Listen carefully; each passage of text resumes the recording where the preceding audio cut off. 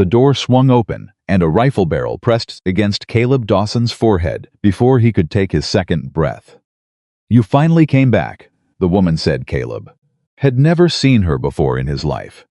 He had paid exactly $1 for this cabin, $1 for silence, $1 to disappear from a world that had already taken everything from him.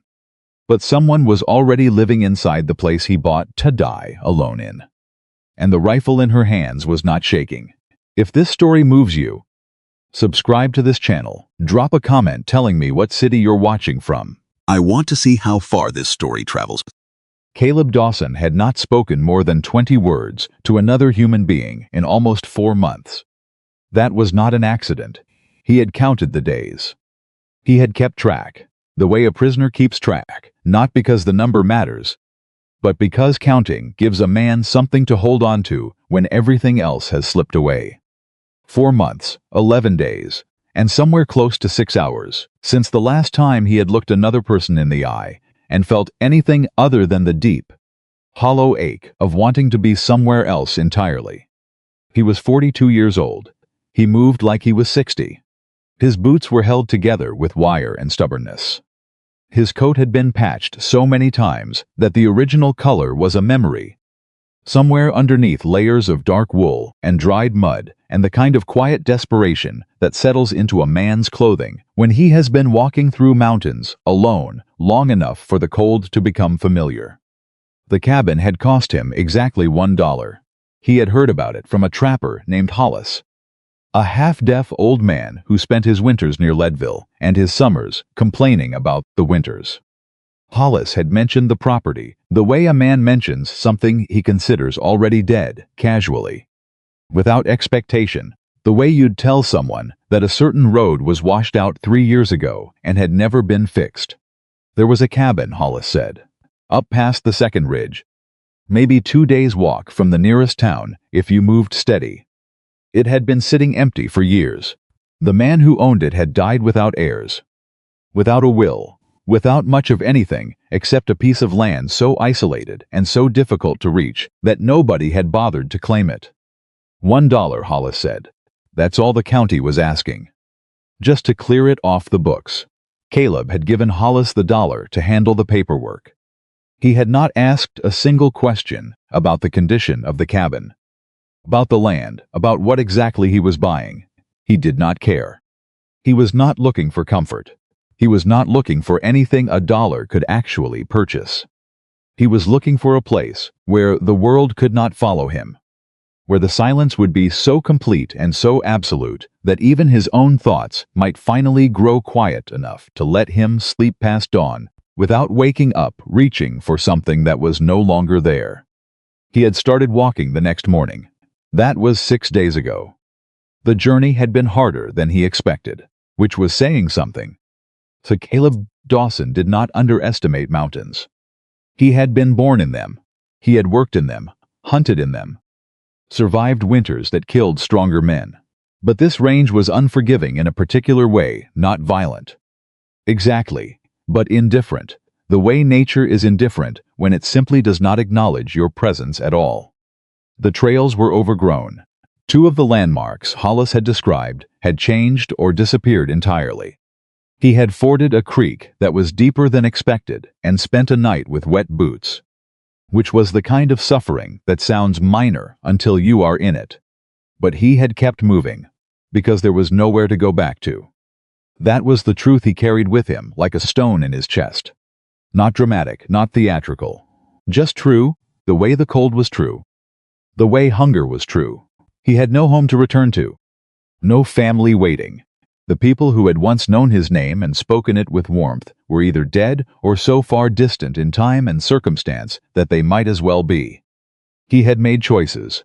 Some of them had been wrong. Some of them had simply been unlucky. The line between those two things had blurred so thoroughly over the years that he had stopped trying to find it. He was 42 years old, and he had come to a $1 cabin in the mountains of Colorado to be alone until he figured out what being alive was supposed to mean. And then he had opened the door, and there had been smoke rising from the chimney. He had stopped when he saw it, stood very still in the tree line, watching. The smoke was thin and steady, not a campfire. A cook fire. Someone had been burning wood in that fireplace long enough to get a clean, controlled burn, which meant someone had been in there long enough to learn the temperament of the wood, to understand how the air moved in that particular chimney. That was not a man who had stumbled in from the cold last night. That was someone who had been there a while. Every instinct Caleb had developed over 4 decades in the wilderness told him the same thing. Walk away. Go around. Find somewhere else. He had walked toward it anyway. Later, he would not be able to fully explain why. Maybe it was stubbornness. Maybe it was something closer to curiosity, a feeling he had almost forgotten he was capable of. Maybe somewhere underneath the exhaustion and the grief and the 4 months of deliberate solitude, some part of him was simply tired of walking away from things. He had crossed the open ground between the tree line and the cabin at an angle. Keeping his profile low, moving slowly, he was not afraid. Exactly, he was careful. There was a difference. Fear makes noise. Caution does not. He had reached the door. It was wooden, old, hung slightly crooked on its hinges, so that the bottom corner dragged against the threshold. He put his hand on it, pushed. The rifle was on him before the door was fully open. She was standing in the far corner, in the shadows near the fireplace, and she had the weapon raised and leveled, with the calm competence of someone who had done this before, or had spent enough time practicing alone to make the same impression. She was not tall. She was wearing a man's heavy coat over a plain dress. Her hair was dark and pulled back severely. Her face was angular, with shadows under her eyes that spoke to someone who had not been sleeping well for some time. But her hands were completely steady. "You finally came back," she said. Her voice was low, controlled. But underneath the control, Caleb heard something else, something tight and almost breathless. The sound of a person who has been waiting for a very long time and cannot quite believe that what they have been waiting for has actually arrived. "I don't know you," Caleb said. He kept his hands visible, away from his sides. He was not reaching for anything. He was not going to reach for anything. A woman with a rifle who was not shaking was not a woman you gave reasons to pull a trigger. "I think you've got me confused with someone else." Something shifted in her expression. Not surprise, exactly. More like recalculation. Like a person who has been expecting one thing and has just received information that requires them to reassess. "You're not Caleb Dawson," she said. "I am Caleb Dawson." "Then you know exactly why I'm pointing this at you." "No," he said carefully. "I genuinely do not." The rifle did not lower. Her eyes moved over him slowly. The way someone reads a letter they have received, from a stranger searching for the tone underneath the words, trying to decide whether it can be trusted. "Your father was Thomas Dawson," she said. It was not a question. Caleb's breath slowed. "Then sit down," she said. "There is something you need to understand before I decide what to do with you." He looked around the cabin. There was a single chair near the fireplace, a bedroll along one wall, a small table with a lantern on it, and beside the lantern, a wooden box that had seen better decades. The cabin itself was worse than he had imagined. Gaps in the mat walls, where the chinking had fallen out. A section of the roof near the back corner that had partially collapsed and been patched with boards and canvas that were doing their best. The floor was dirt. The fireplace was functional, which seemed like a miracle given the rest of the structure's condition. He sat in the chair. She kept the rifle on him. "My name is Amelia Hart," she said. "My father was Jacob Hart, and this land belonged to him." Caleb heard the word belonged. Past tense. He noted it, but said nothing. "Your father knew him," Amelia continued. "They worked together on the old claim up the northern pass. Before you were old enough to remember any of it, most likely. They weren't partners exactly, but they were something. They trusted each other in the way that men trust each other when they've kept each other alive through a bad winter." "I know the name Hart," Caleb said slowly. "My father mentioned it." "Did he mention the promise?" The word landed differently than the others. Something in the way she said it, flat, careful, like she was placing a heavy object down on a table, made Caleb feel the weight of it before he understood it. No, he said. Amelia lowered the rifle, not all the way. But she shifted her grip, angled it slightly toward the floor, which was close enough to good faith that Caleb decided to treat it as such. Your father promised mine, she said, that if anything happened to either of them, to either of their families, the other man would stand up, would protect what needed protecting, would not walk away. She paused. My father is dead. Your father is dead. And the man who is trying to take everything my father built is not dead. Not yet. That last part, Caleb said. Was that a statement or a plan? For the first time, something that might have been a smile crossed her face. It disappeared immediately, the way a match flame goes out in wind. It depends, she said, on how useful you turn out to be. Caleb looked at her. Then he looked at the cabin around them, the cracked walls, the patched roof, the single lantern doing its best against the dark. I bought this place to be left alone, he said. I know, she said. Everyone within 2 counties knows what a man looks like when he's running from his own life. You all look exactly the same. She moved to the table, set the rifle down within easy reach, and poured something from a tin pot into a second cup he hadn't noticed. She held it out to him. Coffee. It's terrible. But it's hot, he took it. It was terrible.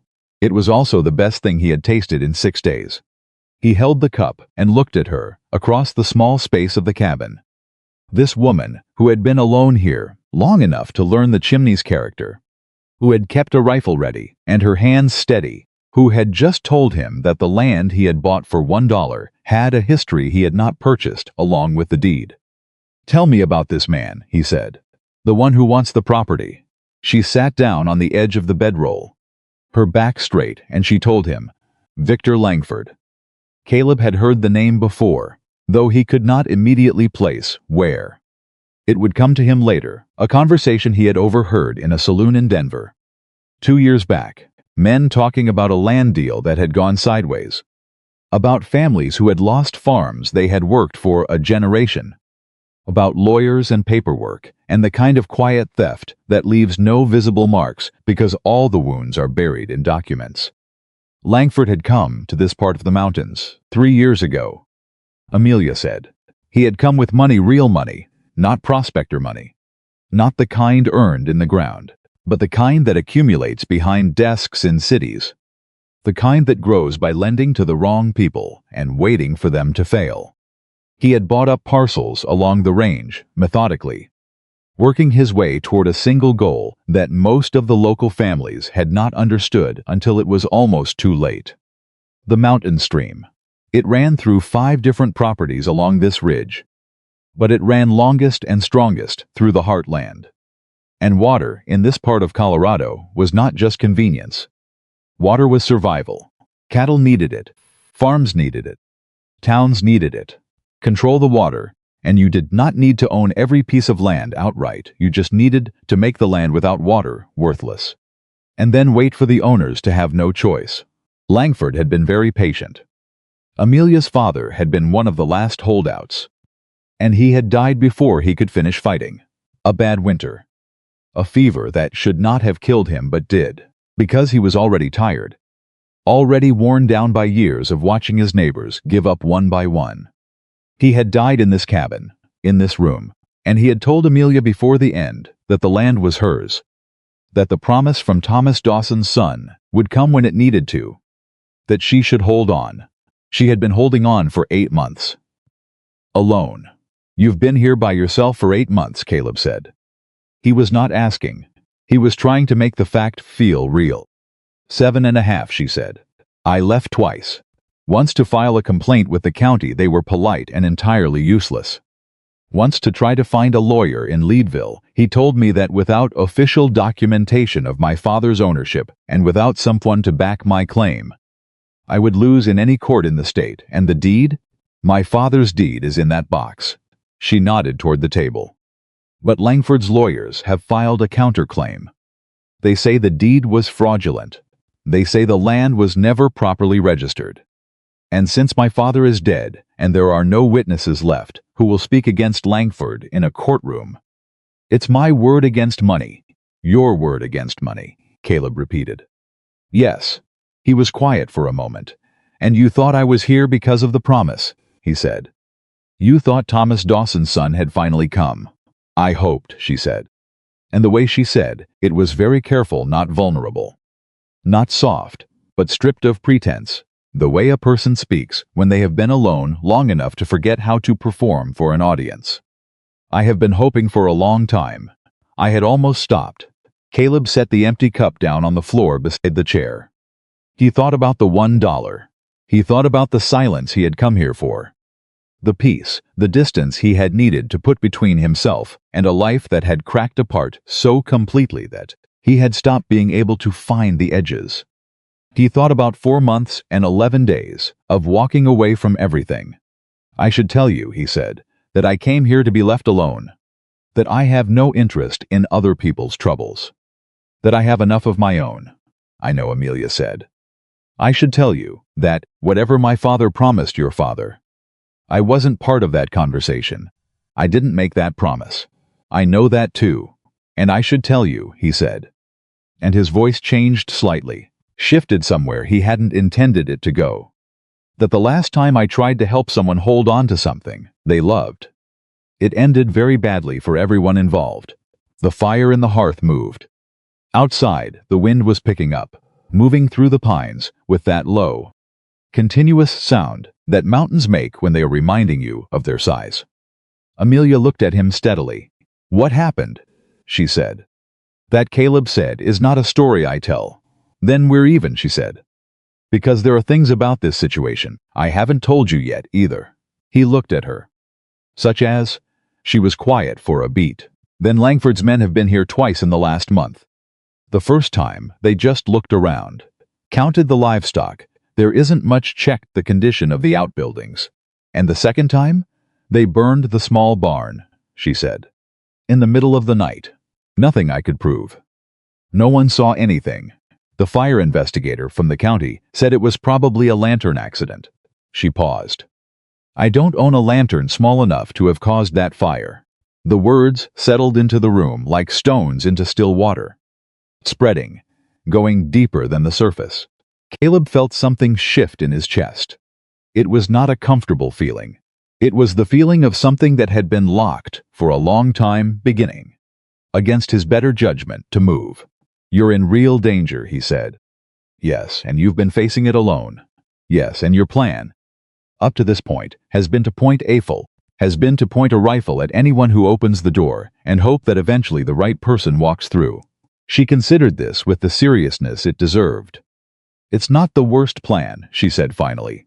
"You did come through the door, because I bought the cabin, and why did you buy it?" He had no clean answer to that. She seemed to understand, because she did not press. She stood, moved to the fire, added a piece of wood with the efficiency of someone who has learned not to waste fuel. The light shifted and grew. "You don't have to stay," she said. With her back to him, the $1 was for the land. "The land is complicated. If you want to walk away from it, I can't stop you. Legally, you own the deed. But Langford's lawyers will come after you too. Eventually, is that a threat?" "It's information." She turned to face him. "What you do with information is your own business." He sat with it for a while. He thought about Thomas Dawson, his father, who had died 2 years ago in a bed in a boarding house in Denver. Small and tired and full of things he had never said aloud. Caleb had been there for the last 3 days. He had held the old man's hand. His father had spoken, near the end, in fragments, names, places, pieces of memory that did not connect clearly enough to make sense. Caleb had assumed it was the fever. Now he wondered. "My father," he said slowly, "in the last days, he kept saying something about a promise. About something left unfinished." Amelia went very still. "I thought he was confused," Caleb said. "I thought it was just the dying talking." He looked at his hands. "Maybe I was wrong." The fire crackled. Outside, the wind pressed against the walls. "There's something else," Amelia said. Her voice had changed again, quieter, with something underneath it that Caleb recognized without being able to name immediately. He recognized it the way you recognize a sound you heard once as a child and haven't heard since. Something in that box I haven't shown anyone. She went to the table, lifted the lid of the wooden box with both hands, the way you handle something old and important. She reached inside and took out a letter, folded and worn at the creases, the kind of worn that comes from being handled many times over many years. She held it out to him. He took it. The handwriting on the outside was not Amelia's. It was different, larger, less careful, the handwriting of a man who had not done much writing in his life and was compensating with sheer determination. It said simply, "For my son." Caleb's hands went very still. He looked up at her. "Where did you get this?" "Your father gave it to mine," Amelia said. "Years ago." He said, "Jacob told me this story. Many times he said Thomas gave it to him and told him to keep it safe. That if his son ever came looking, Jacob should give it to him. And if his son never came looking, then it didn't matter. He never told me." "No," Amelia said gently. "He didn't tell you. Because it was a letter he wrote to you that he couldn't bring himself to deliver." Caleb held the letter and did not open it. Not yet. He was not ready. That much he knew about himself, that there were some doors you needed danced in front of for a while before you walked through them. "You didn't have to show me this," he said. "No," she agreed. "I didn't. Why did you?" She met his eyes directly. She had remarkable eyes, he noticed, not for any romanticized reason, but for the simple fact that she did not look away. She held eye contact the way people do when they have nothing to hide and nothing to prove and very little patience for the kind of conversation where people talk around the center of things. "Because," she said, "you need to understand what you actually bought when you paid that dollar. And it wasn't just the land. It wasn't just the cabin." She paused. "You bought your way back into a story that started before either of us was old enough to have a say in it. And I think whether you wanted to or not, you bought your way into the only choice that actually matters." "What choice is that?" he asked. "Whether you're the kind of man your father believed you were," she said, "or whether you're something less than that." The words were not cruel. They were simply precise, placed with the care of someone who understood exactly what she was saying and had decided the truth was more useful than comfort. Caleb looked at the letter in his hands. He looked at the worn cabin walls, the gaps in the chinking, the firelight playing against the rough-hewn beams overhead.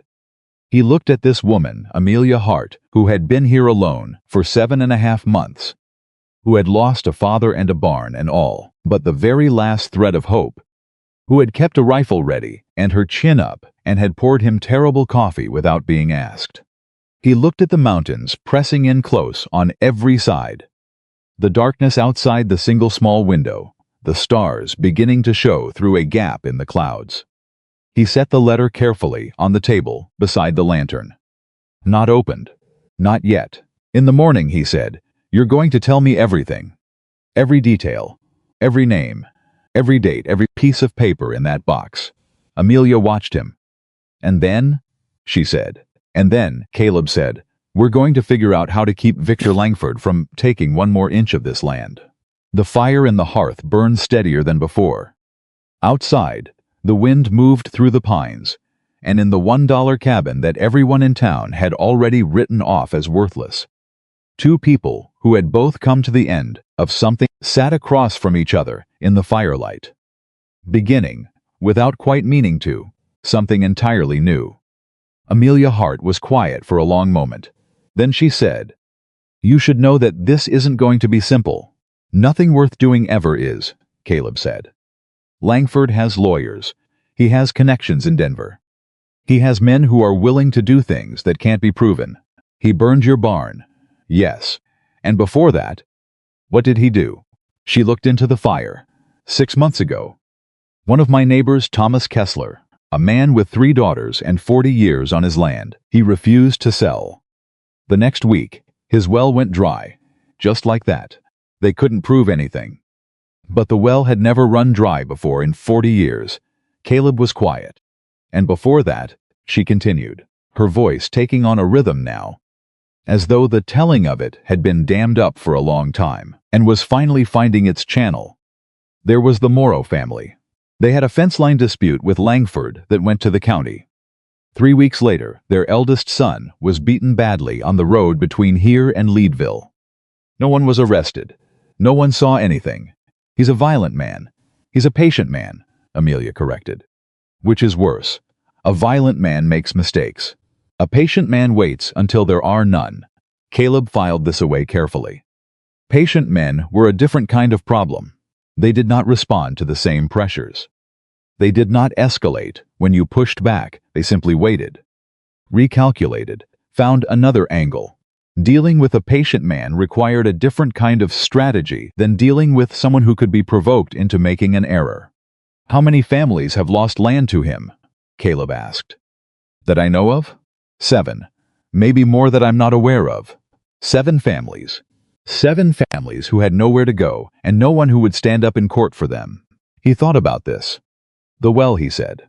Kessler's well, you said it ran dry suddenly. Yes. That doesn't happen naturally. Not like that. No, she said, it doesn't. Someone interfered with it. That's what Thomas Kessler believes. Is Kessler still on his land? Barely.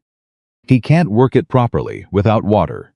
He's managing on rain collection and a creek that runs half the year. His daughters are getting thin. Caleb was quiet again. The fire had settled into a steady, slow burn.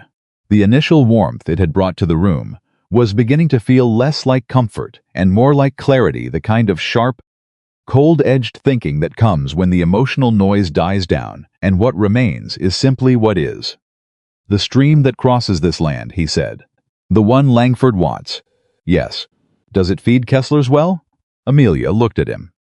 And for the first time since he had walked through the door, he saw something in her expression that he had not expected, not hope exactly, but the near cousin of it, the recognition of a question that has not been asked before, but should have been. I don't know, she said. My father would have known. He understood the water table on this ridge better than anyone. Is there anyone left who might know? Someone who worked the land with your father, she thought. Elias Pruitt. He's old now. He helped my father dig the original wells years ago. He lives on the south side of the ridge, about 4 miles down. Can we talk to him? If he'll talk. He's been frightened for years. He saw what happened to the Moros. We'll need to give him a reason to be less frightened, Caleb said. And what reason is that? Caleb looked at her steadily. That this time, someone is staying. Someone isn't leaving. Someone is going to be here when Langford's men come back. And the time after that, and however many times after that it takes. Something moved in Amelia's face. She did not look away. That's a very large promise, she said. For a man who bought this cabin to be alone in. I know, Caleb said. He did not say anything else. He did not need to. The letter from his father sat on the table between them, folded and worn and waiting, and the fire burned steadily. And outside, the mountains of Colorado held everything in the particular, patient way that mountains hold things without judgment, without hurry, without any expectation at all. He would read the letter in the morning. He would learn the name of every family Langford had wronged. He would walk 4 miles down the South Ridge to find an old man named Elias Pruitt and give him a reason to be brave. And somewhere between the dollar he had spent and the life he had left behind him and the story that had apparently been waiting here in a broken cabin for him to find his way back to it, Caleb Dawson would begin to understand something he had not yet found the words for. That a man who had spent years learning how to disappear had just, without quite meaning to, become visible again. He did not sleep well that night.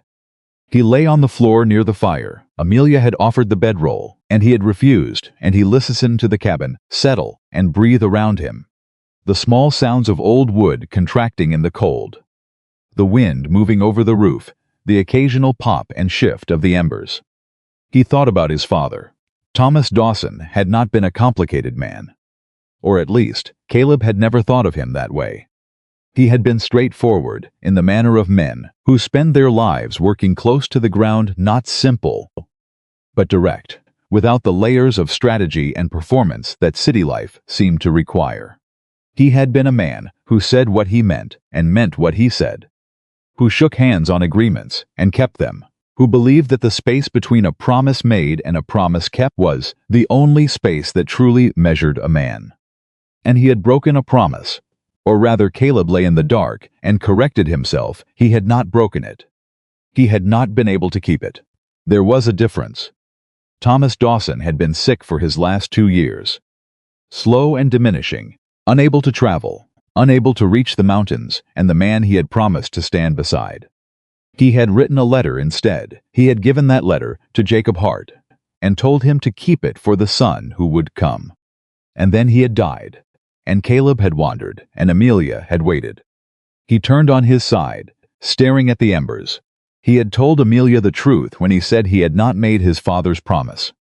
That was accurate. He had also told her that the last time he had tried to help someone hold on to something they loved, it had ended badly. That was also accurate, and it was the part that woke him up at night, not the failures of other people, not the unfairness of the world, but his own contribution to the wreckage. The specific choices he had made, that he could not trace backward to ignorance or misfortune, but only to judgment, and judgment that had been wrong. He had a daughter once. He did not let himself think about her often. On a good day, he could go 4 or 5 hours without it.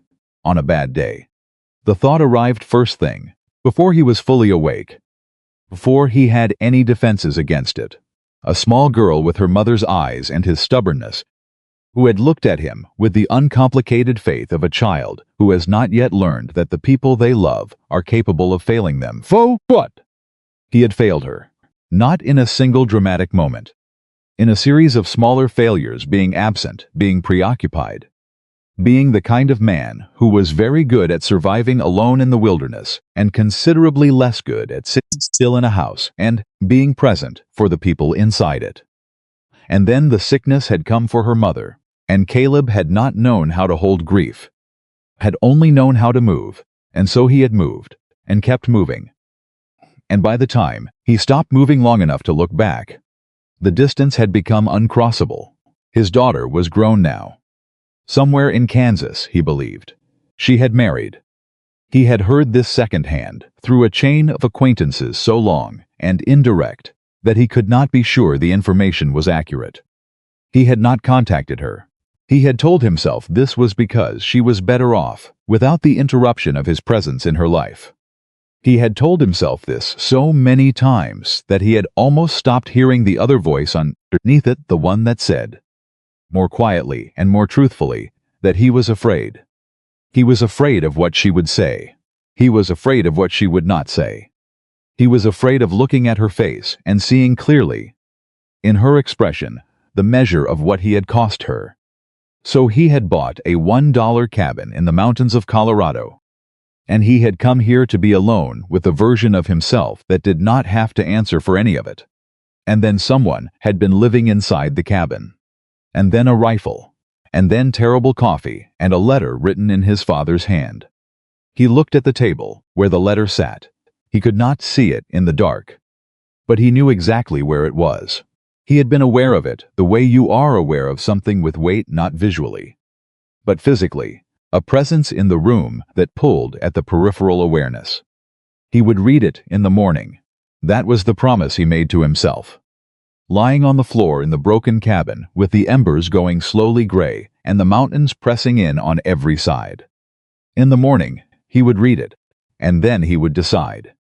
Not because he owed it to his father, not because Amelia Hart had looked at him with those careful, direct eyes, not even because of Jacob Hart's thin daughters or the Morrow boy who had been beaten on the road or the 7 families who had lost the land they had worked their whole lives to hold. He would decide because somewhere underneath 4 months of deliberate solitude, underneath 4 decades of learning how to survive and move and leave, he was still, in spite of everything, Thomas Dawson's son.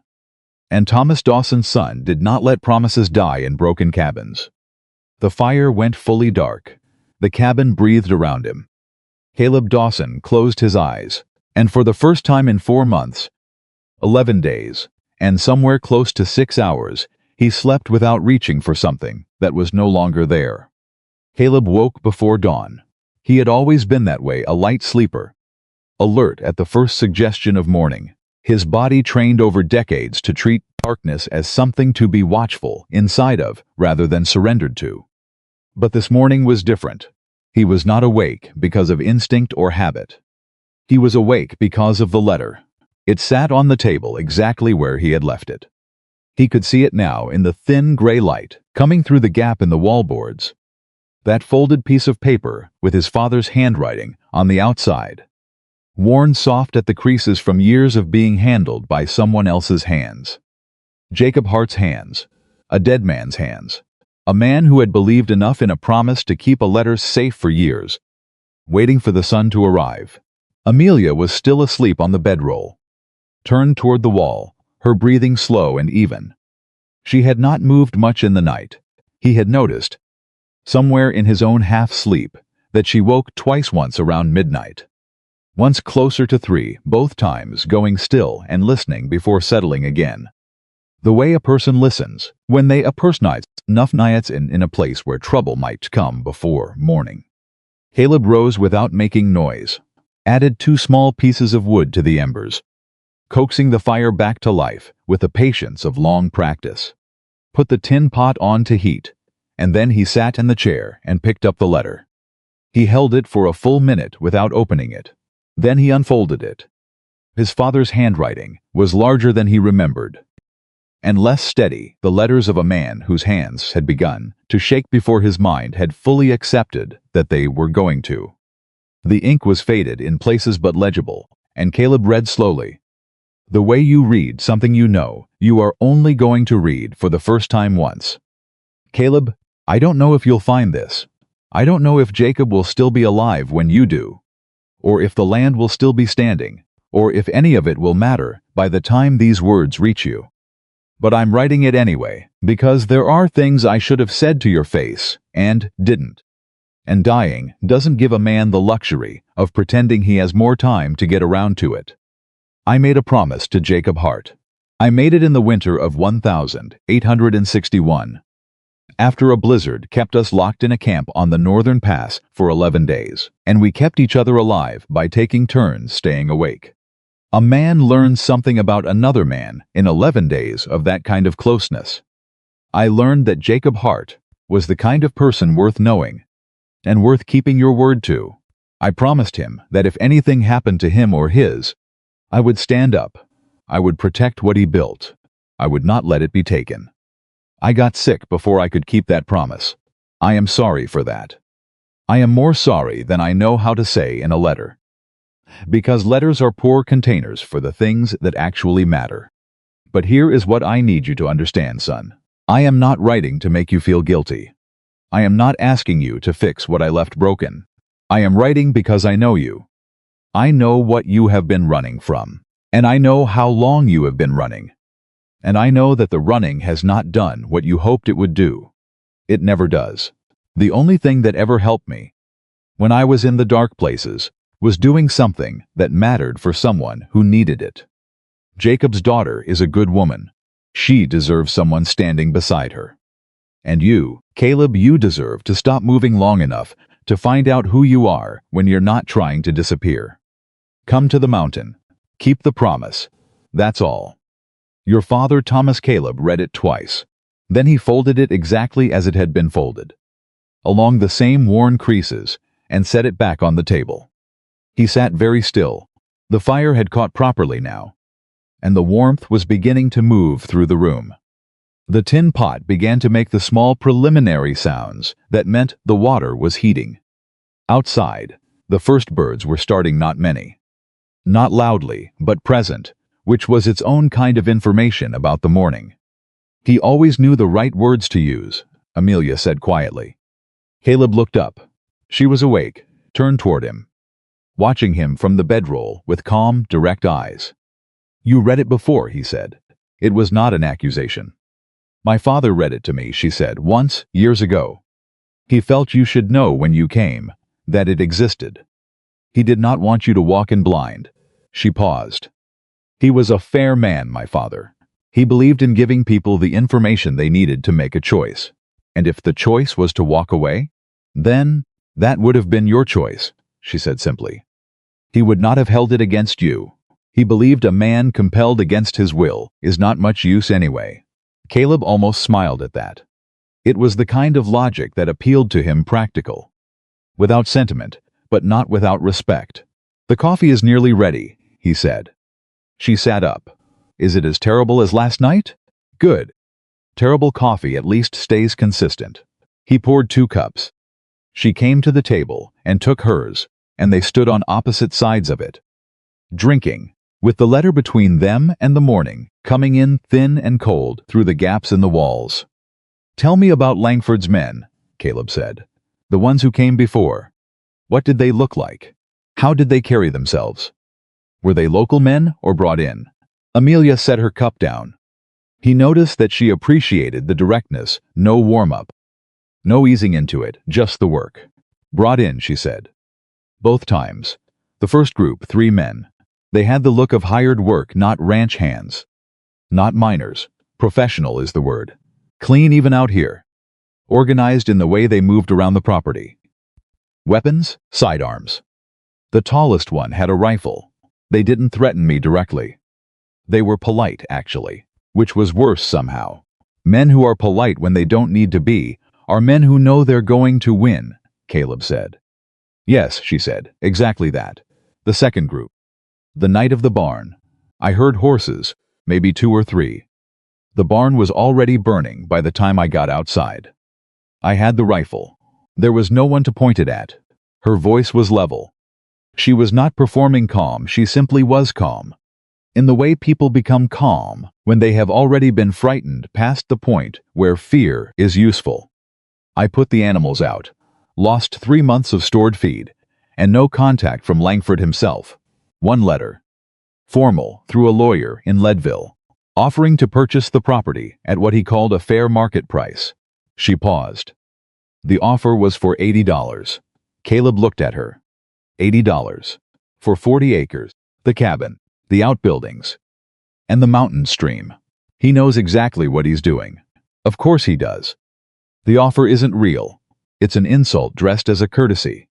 He wants it on record that he offered to buy fairly.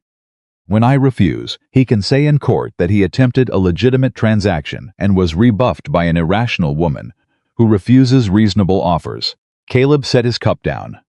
He looked at her across the table and felt, for the first time since arriving, a clear and specific respect, not the soft kind that comes from sympathy, but the harder kind that comes from recognizing intelligence, operating under pressure. "You've thought this through," he said. "I've had 7.5 months with very little else to do," she said. "I have thought through nearly everything. What I have not been able to do is act on it.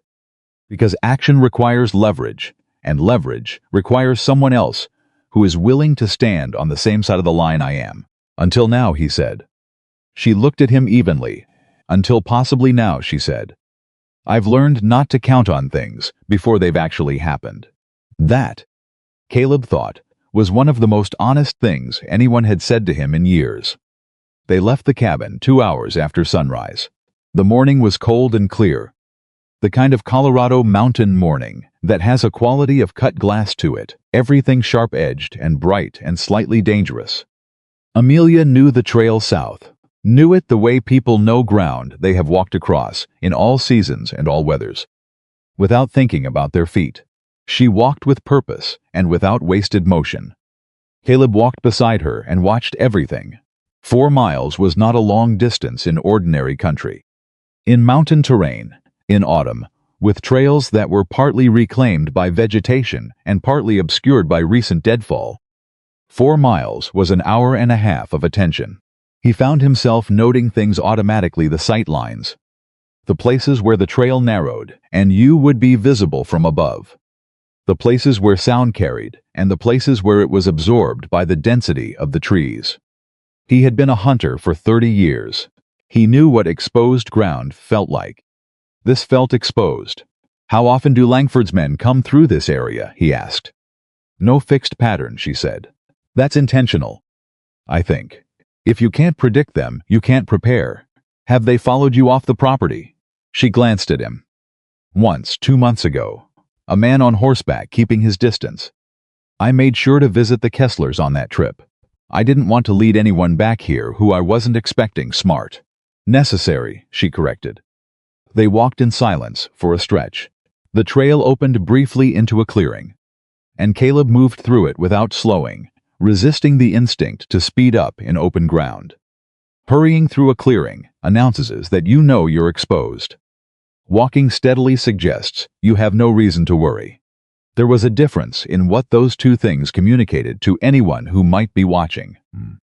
Amelia noticed. She said nothing, but he saw her adjust her own pace to match his. Elias Pruitt's place was small, tucked back against a rocky outcropping in a way that would have made it nearly invisible from any approach, except the one trail that led directly to it. The cabin was older than the Hart property, darker, lower, the kind of structure that had not been built as much as accumulated over time. Added to and modified as necessity required. There was smoke, thin and reluctant, from the chimney. Caleb knocked. Silence. He knocked again. Mr. Pruitt. My name is Caleb Dawson.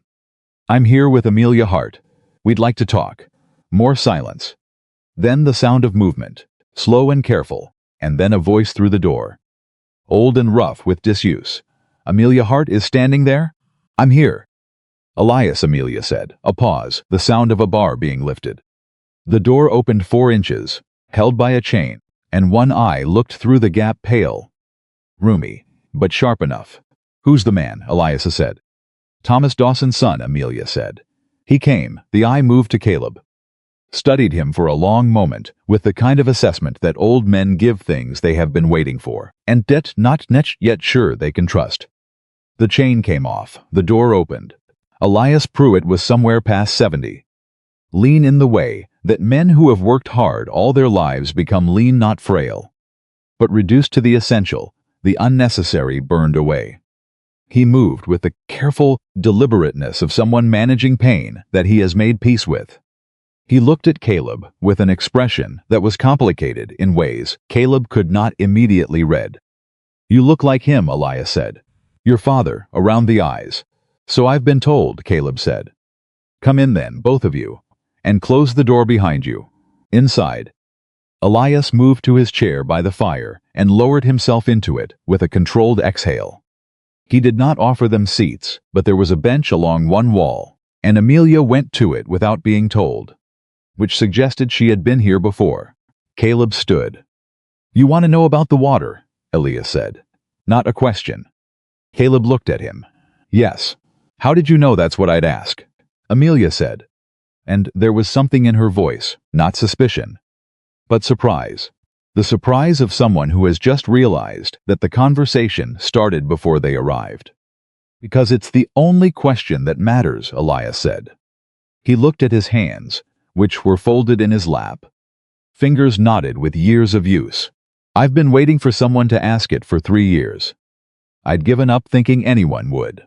Tell us, Caleb said. The old man took a breath. When he spoke the way people speak when they are releasing something they have been holding carefully for a very long time. The stream that crosses the Heartland, he said, feeds 3 wells on this ridge. The Hart well, which your father dug, Amelia. Thomas Kessler's well. And my own. He paused. I know this because I helped dig all 3. I know where the water goes underground and where it comes back up. I know this land like I know my own hands. Kessler's well ran dry, Caleb said. Yes. Because Elias looked at him with those pale, sharp eyes. Because someone diverted the underground feed. Someone who knew exactly where to dig to interrupt the flow without touching the stream itself. Someone who wanted it to look like a natural failure. The room went very quiet. Amelia had gone still on the bench. Langford's men did this, Caleb said. A man came through here about 4 months before the Kessler well failed, Elias said. Presented himself as a surveyor. Said he was doing geological work for a mining company. Asked me questions about the water table. Very specific questions. He paused. I answered them. Because he had official-looking papers, and I'm an old man and I was foolish. His voice did not waver. But something in it tightened. 2 months later, I saw the same man at Langford's property in town. Going in the front door like he owned the place. You knew, Amelia said. Her voice was very quiet. "You knew what happened to Thomas Kessler's well. And you didn't." "I was afraid," Elias said. He met her eyes without flinching. "I am an old man alone on a mountain, Amelia. I saw what happened to the Morrow boy. I have grandchildren in Denver. I was afraid." He stopped. "And I am still afraid. But I'm more tired of being afraid than I am of the consequences. If you're here, and Thomas Dawson's son is standing in my cabin, then maybe the balance has shifted enough to tell the truth." Caleb watched the old man and felt the weight of what it cost him to say that. Fear outlasted out of sheer exhaustion was a specific kind of courage, not the dramatic kind. Not the kind that announced itself, but perhaps the most durable kind. "Would you testify to this?" Caleb asked. "In a court. On record." Elias was quiet for a long moment. "I'm 73 years old," he said. "What exactly is Langford going to do to me that time isn't already doing?" "Is that a yes?" Caleb said. The old man looked at him. "It's a yes." Amelia let out a breath that she had clearly been holding for some time. Caleb nodded once. "Then we need to move carefully. If Langford learns that you've agreed to speak against him before we're ready, he will apply pressure. That pressure will not be pleasant." "I know what pressure looks like," Elias said simply. "Yes," Caleb said. "I imagine you do." He paused. "Who else on this ridge has suffered because of him and knows specific things? Not just suspicion, specific facts, dates, events they witnessed." Elias and Amelia looked at each other. It was the first time he had seen them make that kind of exchange, the silent communication of people who share a geography and a history and an accumulated knowledge of their neighborhood. "The Kesslers," Amelia said. "Thomas Kessler saw the surveyors on his land. He kept a journal, he told me this. He wrote down dates and descriptions because he didn't trust his memory. He didn't trust that anyone would believe him without it." "A journal," Caleb said. "He writes everything down," Elias confirmed. "Has for years. It's a habit from when he first came here, when he was learning the land. He documented the water levels, the weather patterns, when things changed and how." "That journal," Caleb said. "If it documents changes to the water table that correlate with Langford's activity, it would prove pattern," Amelia finished. She was sitting forward now, the stillness of her replaced with something sharper. "It would show that the changes happened in a sequence. Not random, not natural." "Yes," Caleb said. "That is exactly what it would do." He looked at the door. He was thinking fast now, the kind of thinking that comes when pieces begin to fit together, not rushing. Because rushing created errors, but moving steadily through the implications. Testing each one. "We need to talk to Kessler," he said. "Today. He's cautious," Amelia said. "He won't speak easily. Then we don't ask him to speak. We ask him to let us read the journal." Elias made a sound that might have been approval. Amelia stood. "It's another 2 miles east. Then we should move," Caleb said. They left Elias with a promise to return and a warning to let no one know they had been there. The old man took both with the solemnity they deserved. At the door, as they were leaving, he caught Caleb's arm, not hard. Just a touch, the dry grip of an old hand making contact. "Your father," Elias said quietly. "Thomas, he came through here once. Years ago. He told me he had a son who was going to do something that mattered. He didn't say what. Just said he was sure of it." The old eyes were very direct. "I hope he was right." Caleb did not answer that. He stepped out into the morning and kept moving. Thomas Kessler was a large man gone thin, which gave him a quality of wrongness, the way a too large coat on a smaller person looks wrong, the frame still there. But the substance diminished. He stood in the doorway of his cabin and looked at Caleb and Amelia with eyes that had the particular of a man who has learned that most visitors bring problems. He had 3 daughters, as Amelia had said. Caleb could see 2 of them inside, moving behind their father, watching Amelia, Kessler said. He did not say it warmly or coldly, just her name, acknowledging her presence. Then his eyes went to Caleb. "Who is this?" "Caleb Dawson," she said, "Thomas Dawson's son. He has the deed to my father's property." Something moved in Kessler's expression, quick, complex, quickly suppressed. "You're staying," he said.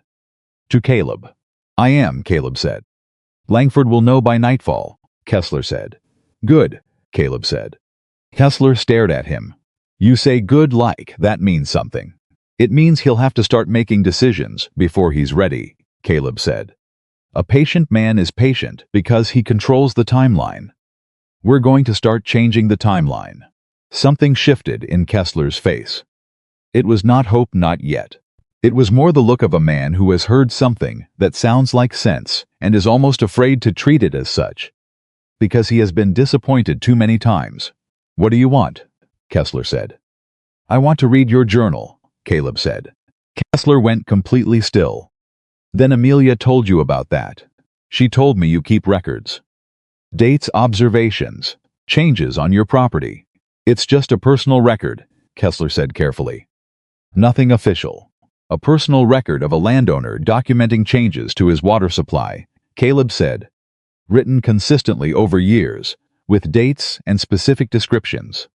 Is exactly the kind of document that makes a lawyer sit up straighter in his chair. Kessler was quiet. Behind him, one of his daughters had come to stand closer. Close enough that Caleb could see her face young. Maybe 16, with her father's bone structure and eyes that were paying very close attention to this conversation. She met Caleb's gaze for a moment before looking away. Papa, she said softly. Kessler glanced at her. Something passed between them that Caleb did not fully understand, The specific communication of a father who has been trying to protect a child from the full weight of their circumstances, and a child who has understood those circumstances completely all along. Come inside, Kessler said. His voice had changed. Not warm, still wary, but something in it had opened. I'll make coffee. It'll be terrible, Caleb said. Before he could stop himself, Kessler looked at him. After a beat, one corner of his mouth moved. Probably, he said.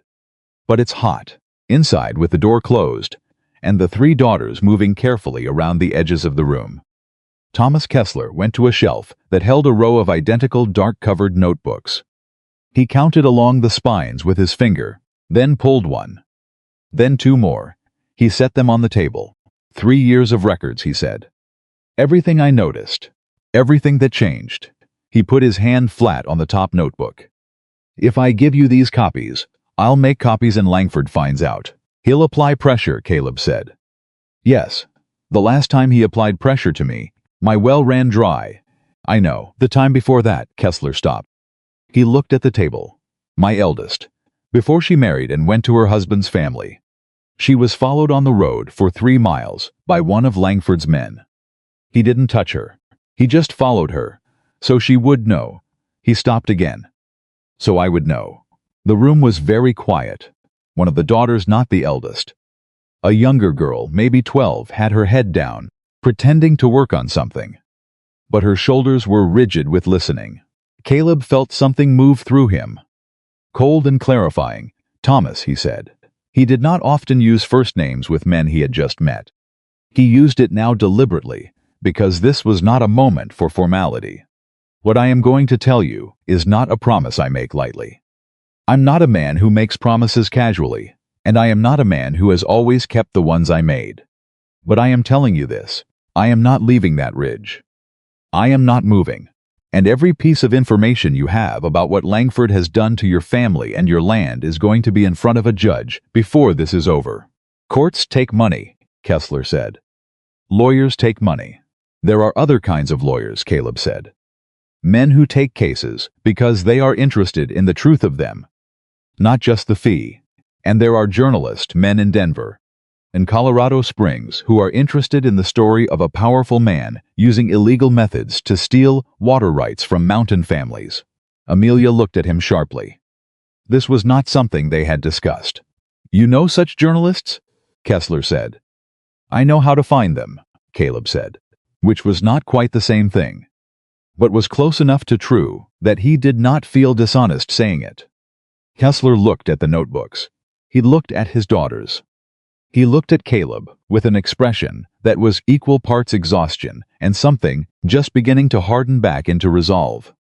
If I do this, he said, if we do this, what happens to my family while the fight is happening? Because the fight will take time. And in that time, I'll be on the ridge, Caleb said. Between your property and anything coming from Langford's direction. You're one man. For now, Caleb said. One man who has nowhere else to be and no reason to leave. He paused. And one man in the right position is worth more than 10 men who aren't committed. Kessler was silent for a long time. The fire crackled. His youngest daughter had stopped pretending to work and was watching him openly now. Waiting. 3 conditions, Kessler said. Name them, Caleb said. 1. My daughters are not to be drawn into this directly. Whatever is happening, whatever confrontations come, they stay removed from it. Agreed. 2. I make the copies of the journals myself. Nobody takes the originals. Agreed. 3. Kessler stopped. His jaw tightened. When this is over, however, it ends. Someone tells me directly what happened to my well. I want to know specifically what was done, and by whose specific order. I want a name. When we have it, Caleb said, you'll be the first person I tell. Kessler put his hand out. Caleb shook it. It was a brief handshake, firm and direct and without ceremony. The kind of handshake that is a contract. I'll start making copies tonight, Kessler said. I can have them ready in 2 days. 2 days is fine, Caleb said. But in the meantime, if anyone comes, if you see anyone watching the property, anyone asking questions about me or about Amelia, you come directly to us. Do not try to handle it yourself. I've been handling it myself for 3 years, Kessler said. And there was an edge in his voice that Caleb chose not to challenge. You have, Caleb said. And you've kept your family together. And you've kept your records. And you held on long enough for something to change. That is not nothing, Thomas. That is, in fact, everything. Kessler looked at him for a moment. His expression was difficult to read. A man, unaccustomed to being given credit for endurance rather than action. Receiving that credit and not quite knowing where to put it. Go on then, he said gruffly. Come back in 2 days. They walked back in the afternoon. And the light was starting to angle and gold and long by the time the Hart cabin came into view. Caleb could see it differently now than he had the evening before, not as an endpoint, a place to stop and disappear into, but as a position. A strategic position on a ridge, with a stream that fed 3 properties and a history that connected to 7 families and a box of documents on a table inside that might, in the right hands, become the thread that unraveled 3 years of carefully constructed theft. Amelia walked beside him, without speaking, for a long time. He let the silence go where it needed to go. Then she said, The journalists.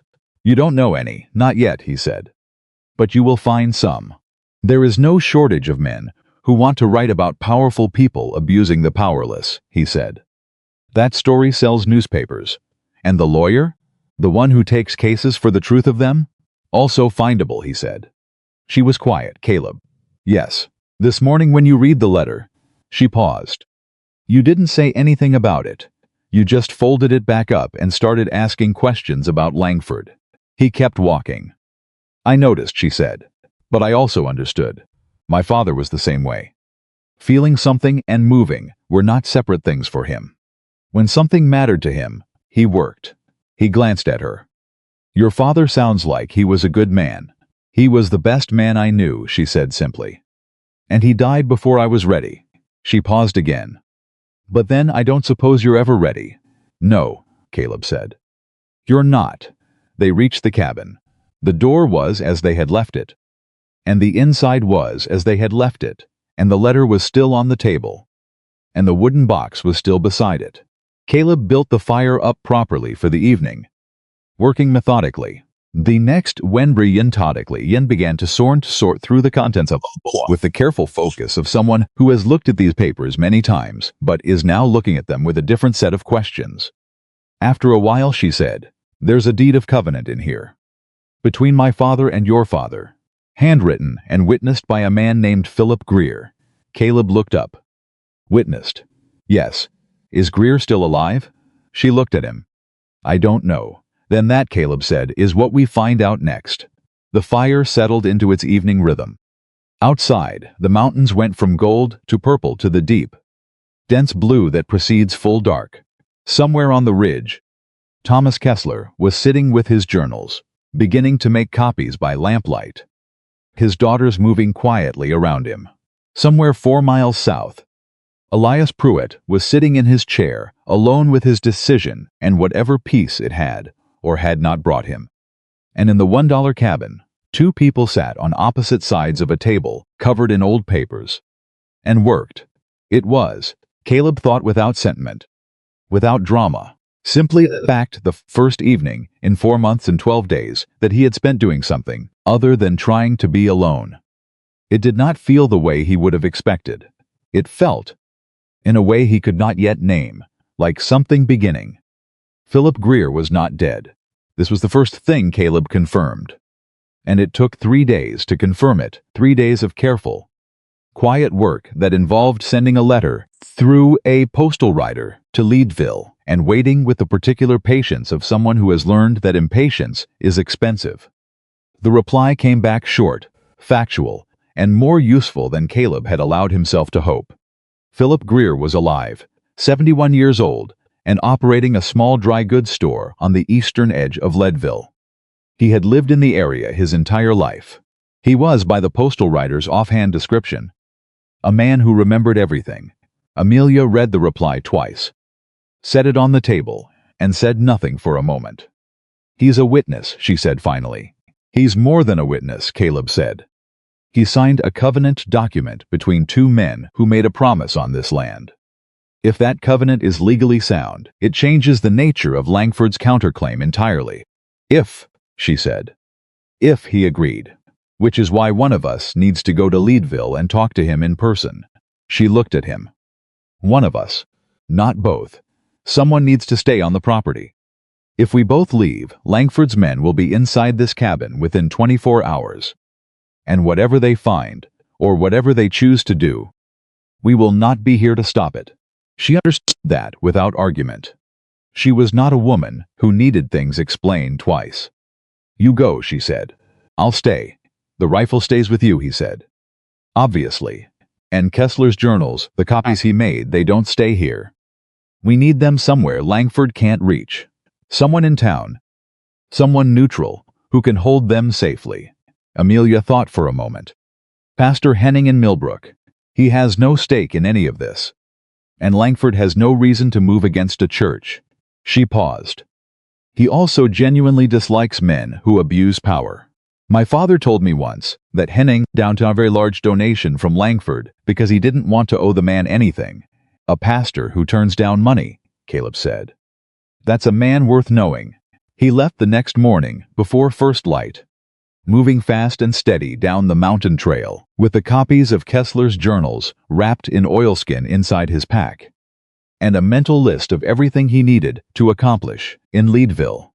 The list was not short, and the timeline was tighter than he would have preferred. Because 3 days after sending the letter, he had seen something that changed the urgency of the situation. He had seen men on the ridge, not Langford's usual pattern, not the organized professional group who had visited twice before. These were 2 men, positioned on the high ground above the Hart property. And they were not moving. They were watching. Caleb had spotted them by accident. The way you spot things in the wilderness when you are not looking for them specifically, but your eyes have been trained long enough to catch the shape of something that does not belong. 2 men sitting still, watching the cabin below for the better part of an afternoon. He had not told Amelia immediately. He had waited until he understood what he was seeing, which took about an hour. They were not there to intimidate. They were not there to threaten. They were counting, cataloging activity, learning the patterns of the cabin when lights appeared, when someone moved outside, when the door opened, what the daily routine looked like. They were preparing for something. When he told Amelia, she had been quiet for exactly 4 seconds. Then, "How long have they been watching?" "I don't know," he said. "I only spotted them today. They've learned how to be still. So they've been up there before, and we didn't see them. Most likely." She had processed this with the controlled stillness that he was beginning to recognize as her version of alarm, not panic. Not performance, but a deep internal reorganization of her assumptions. They're planning something specific, she said. Yes, he said. And the timing matters. We need Philip Greer's testimony documented and in a lawyer's hands before whatever they're planning happens. Because after it happens, the legal landscape changes. In their favor, she said. Everything that happens next happens in their favor. If we're not ahead of it. He had looked at her steadily. I need to move quickly. Then move, she said. Leadville was a 4-hour ride on a borrowed horse, the horse belonging to Elias Pruitt, who had offered it without being asked when Caleb had stopped to tell him what he had seen on the ridge. The old man had gone quiet and then said, "Take the gray. She's reliable, and she's fast and she doesn't complain." He had paused. "I'll watch from the south side. If anything comes toward the Hart property from my direction, I'll fire 3 shots. You don't have to do that," Caleb said. "I know," Elias said. "Take the horse." Leadville was loud in the way of mountain mining towns, full of the particular compressed energy of men who work hard and live fast and spend what they earn before another week's work can replace it. Caleb moved through it, with purpose and without interest in anything peripheral. He went first to Pastor Henning's church, a plain wooden building on the north end of town that had the look of a structure built by people who were more interested in what happened inside it than how it appeared from outside. Henning was a compact, direct mod band in his 50s with a kind of face that had been made weathered and specific by years of listening to difficult things and not flinching. He heard Caleb out with full attention, asked 4 precise questions, and then held Kessler's copied journals for a moment with both hands, feeling the weight of them. "I'll keep these in the church safe," Henning said. "No one goes in it except me. If anything happens to me or to Amelia Hart before this reaches a court," Caleb began. "Then I take them directly to the county seat myself," Henning said. He said it, the way people say things they have already decided. "I know what Langford has done to families on that ridge. Mr. Dawson, I have prayed with 3 of those families. I have watched good people diminished by fear and by loss." His voice did not rise. "It simply became very certain. I am a man of God, which means I believe in patience. But I also believe that patience has a point at which it becomes complicity." Caleb liked him immediately. From the church, he went to find Philip Greer. The dry goods store was small and crowded, and smelled of burlap and dried goods. And Philip Greer was behind the counter with the alert, watchful quality of a man who has operated a small business for decades and learned to read everyone who walks through his door. He was a slight man, white-haired, with eyes that were the pale, clear green of creek water, and they fixed on Caleb the moment he entered with an attention that was neither friendly nor unfriendly. "Just attentive, Mr. Greer," Caleb said. "My name is Caleb Dawson. I wrote to you 3 days ago." Something moved in Greer's expression. "Careful, measured. Thomas Dawson's son," he said. "Yes." Greer set down what he was holding. He looked at Caleb for a long moment, his head slightly tilted, the posture of someone processing, more than the surface of what they are seeing. Then he said, "Close the door." Caleb closed it. "I wondered," Greer said, "if this day would ever come. I genuinely could not decide whether to hope for it or not." He came around the counter slowly, moving with the careful precision of a man managing bad knees. He gestured to 2 chairs near a small stove in the back corner of the store. "Sit down. This is going to take a while." Caleb sat. Greer sat across from him, laced his fingers together, and looked at his own hands for a moment. Then he looked up. "I witnessed that covenant," he said. "Thomas Dawson and Jacob Hart. November of 1868. Right there on the Hart property. In the cabin. It was cold enough that you could see your breath inside. Jacob had a fire going, but the cabin was worse than a sieve for heat." He paused. "I witnessed it, and I signed it, and I believed it was legal and correct, and I still believe that. The covenant established mutual protection of land rights and stated clearly that if either man died, his heir would inherit both the right and the obligation."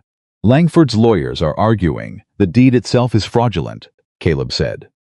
"Of course they are," Greer said, without surprise. That's what you do when you can't challenge the document directly, you attack its foundation. But the covenant is separate from the deed. The deed is the ownership. The covenant is the agreement. They're related, but not the same instrument. Legally speaking, he paused.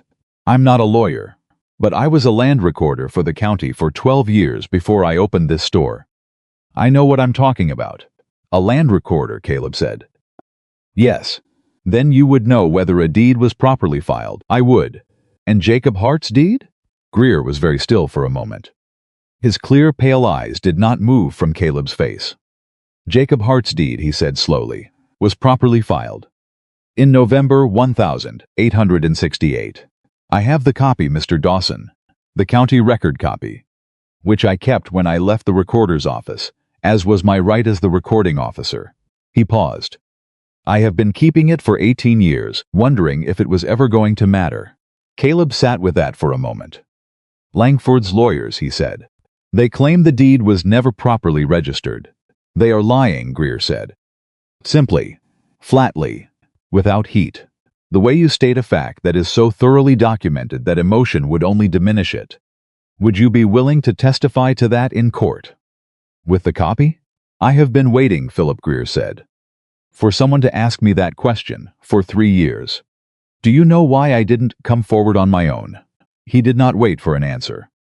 Because Amelia Hart had no one standing beside her. And a witness without an advocate is just noise.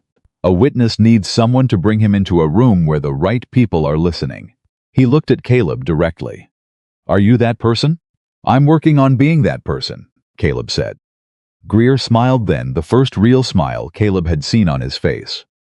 It transformed him briefly into something younger and less guarded. Honest answer, he said. Your father would have said exactly the same thing. Caleb found the lawyer in the last hour of the afternoon.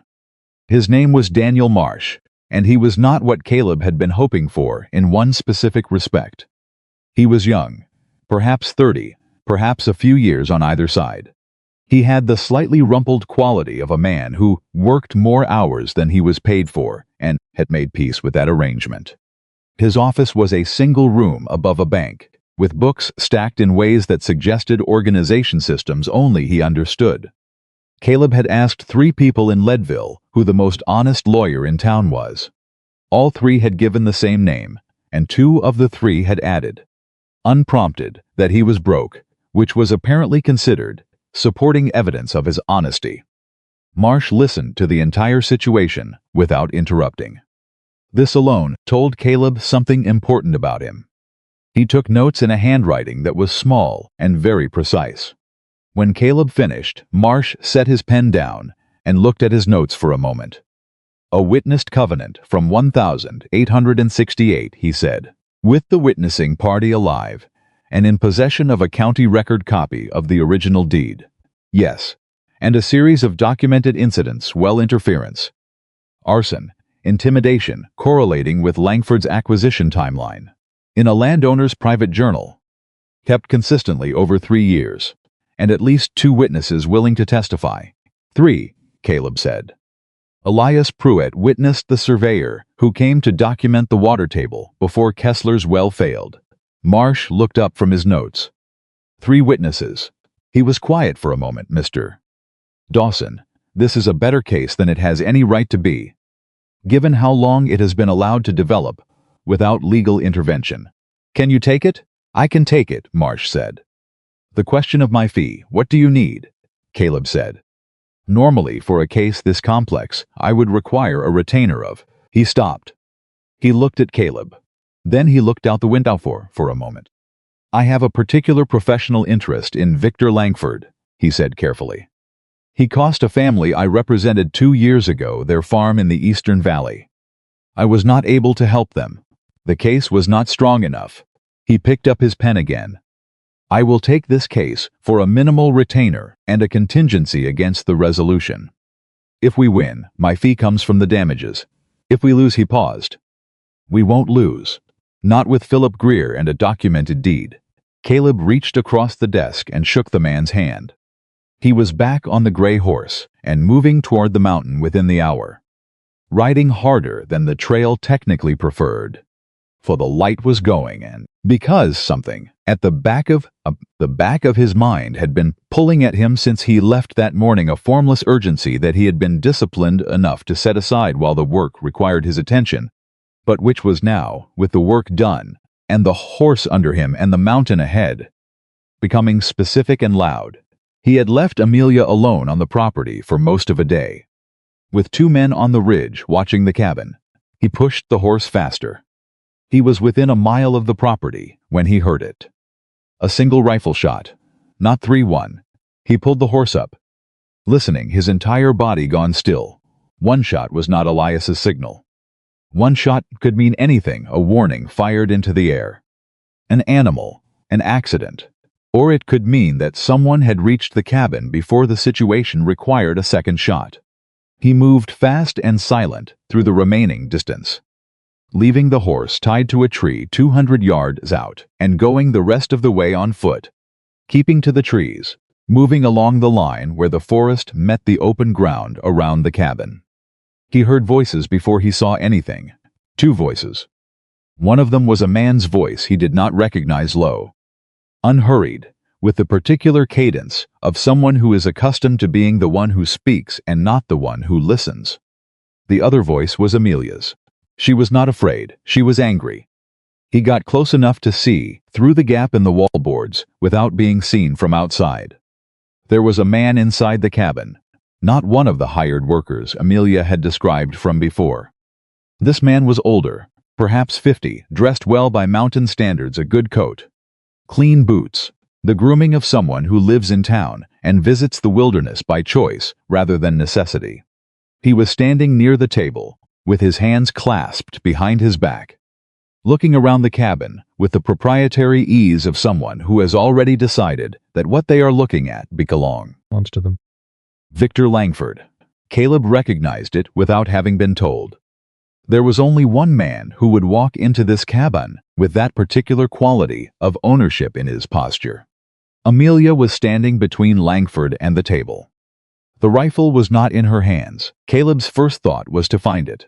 He scanned the visible portion of the room, and then he saw it, leaning against the wall, 6 feet to Amelia's left. Too far, someone had moved it. Miss Hart, Langford was saying. His voice was smooth, almost gentle, the voice of a man who has practiced being reasonable with people he intends to destroy. I want you to understand that my coming here personally is a gesture of good faith. I could have continued to work through my lawyers. I chose to come myself because I believe that reasonable people, given the opportunity to talk directly, can usually find a resolution. You burned my barn, Amelia said. I understand you believe that, Langford said. I assure you, I had nothing to do with. You sent a man to record my water table under false pretenses, Amelia said. You used that information to divert the underground feed to Thomas Kessler's well. You had the Moro boy beaten on the public road. Langford was quiet for a moment. When he spoke again, his voice had not changed its smooth, reasonable quality, but something underneath it had shifted, tightened, like a hand closing slowly around something. Those are very serious accusations, he said. I hope you haven't been sharing those accusations with anyone who might take them seriously. That kind of thing can complicate what might otherwise be a simple transaction. Is that a threat? Amelia said. It's a concern, Langford said. For your well-being. Caleb had heard enough. He came through the door the way he had learned to enter uncertain situations in 30 years of wilderness living quietly, with the door fully open and his body sideways, taking in the full room in the first second so that there were no surprises behind him. Langford turned at the sound, the 2 men with him standing to each side near the back wall. Both armed moved immediately, hands dropping toward their sidearms. Don't, Caleb said. His voice was not loud. It was the specific pitch and tone of someone who means exactly what they are saying and does not intend to repeat it. The men stopped. Langford looked at Caleb with the controlled expression of a man recalibrating. His eyes moved over Caleb with the particular assessment of someone who is accustomed to sizing up opposition quickly. Whatever he saw, he did not show whether it changed his calculations. You must be the Dawson boy, Langford said. I must be, Caleb said. I was hoping we'd meet, Langford said. I think there's been some misunderstanding about the nature of this situation. The land you purchased, and I use that word loosely given the circumstances, is subject to a counterclaim that predates your transaction. I know about the counterclaim, Caleb said. I know about the original deed. I know about the covenant. And I know about Philip Greer. Something happened in Langford's face. It was very small, a tightening at the corners of his eyes, a barely perceptible change in the set of his jaw. A man who has spent years controlling his expressions could not quite control this one, because he had not been prepared for it. Philip Greer was his name he had not expected to hear. Greer, Langford said, after a pause that was half a second too long. He has the county record copy of Jacob Hart's deed, Caleb said. Filed in November of 1868. He is prepared to testify to its legitimacy and its proper registration. He watched Langford's face. Your counterclaim states the deed was never properly filed. Philip Greer is the man who filed it. The room was completely silent. Amelia had not moved. She was watching Langford with the focused intensity of someone who has been waiting for a very specific moment and is now watching it arrive. Langford's two men looked at their employer. It was a small thing. That look involuntary, barely a glance. But it told Caleb that they had not been informed of the full details of the legal strategy they were being paid to enforce.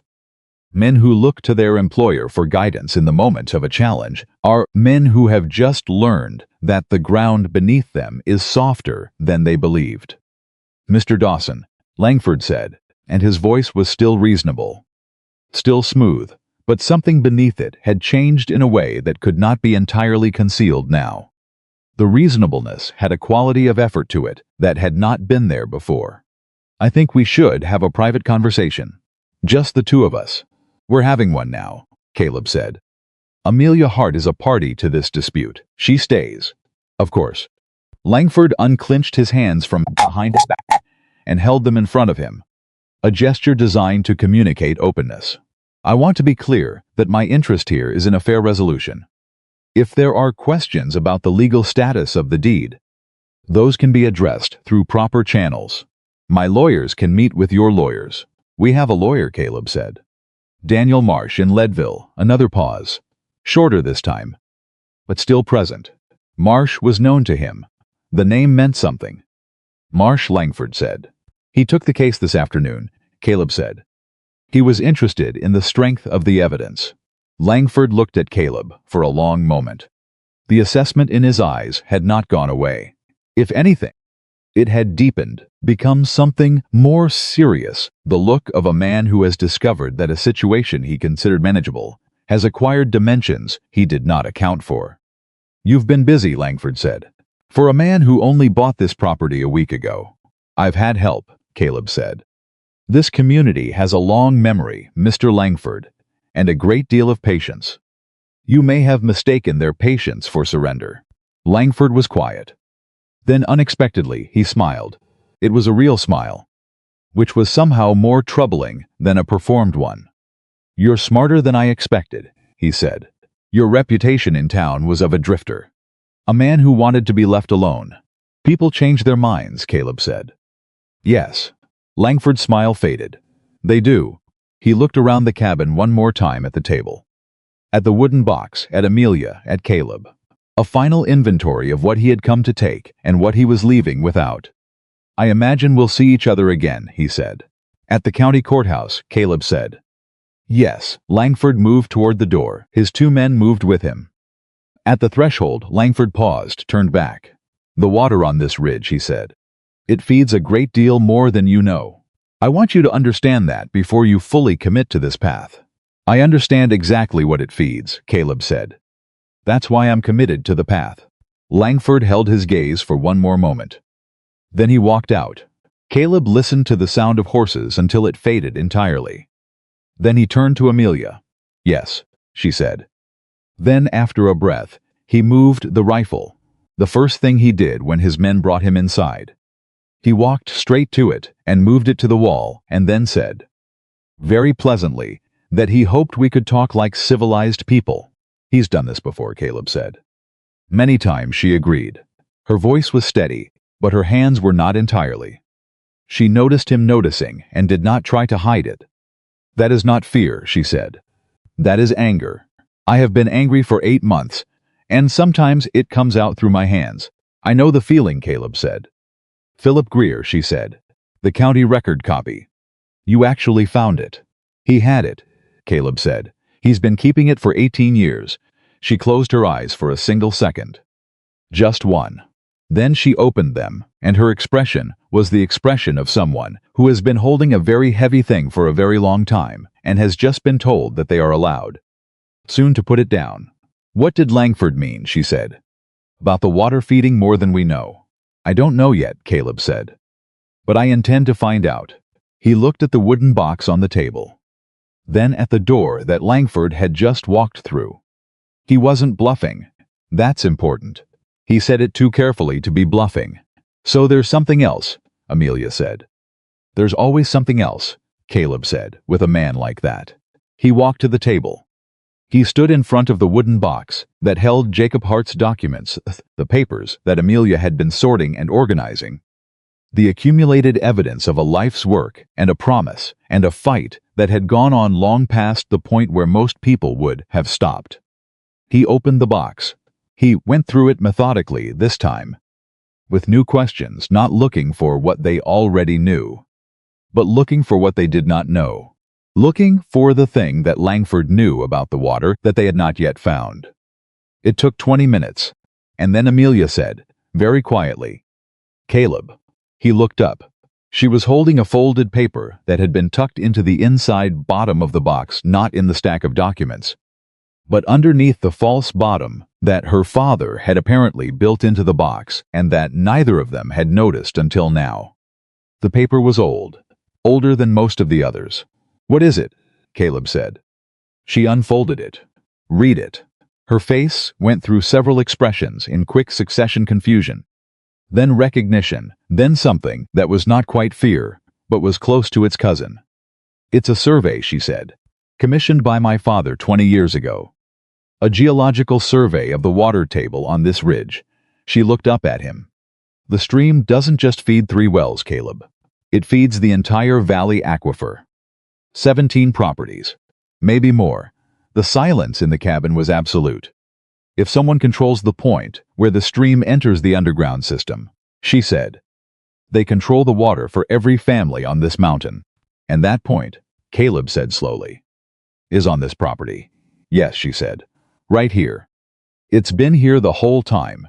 She looked at the paper in her hands. My father knew. He knew, and he hid this survey because he understood what it meant. He understood that if anyone else discovered this, the land would become a target. It already became a target, Caleb said. Langford already knows. But he doesn't know that we know, Amelia said. His comment, what he said at the door, he was testing us. Seeing if we understood the full extent of it. Caleb looked at the survey in her hands. 17 properties. Every family on the mountain. Their water, their livelihoods, their children's futures, all of it flowing through a single point on a piece of land that one man had tried buy for $80 and failing that had tried to steal, and failing that had come here tonight with 2 armed men and a practiced smile. And now they knew. And now Langford knew that they were not going to stop. And now Caleb understood. The real fight was beginning. Not the legal fight, not the courtroom fight, though those were coming and they were ready for them.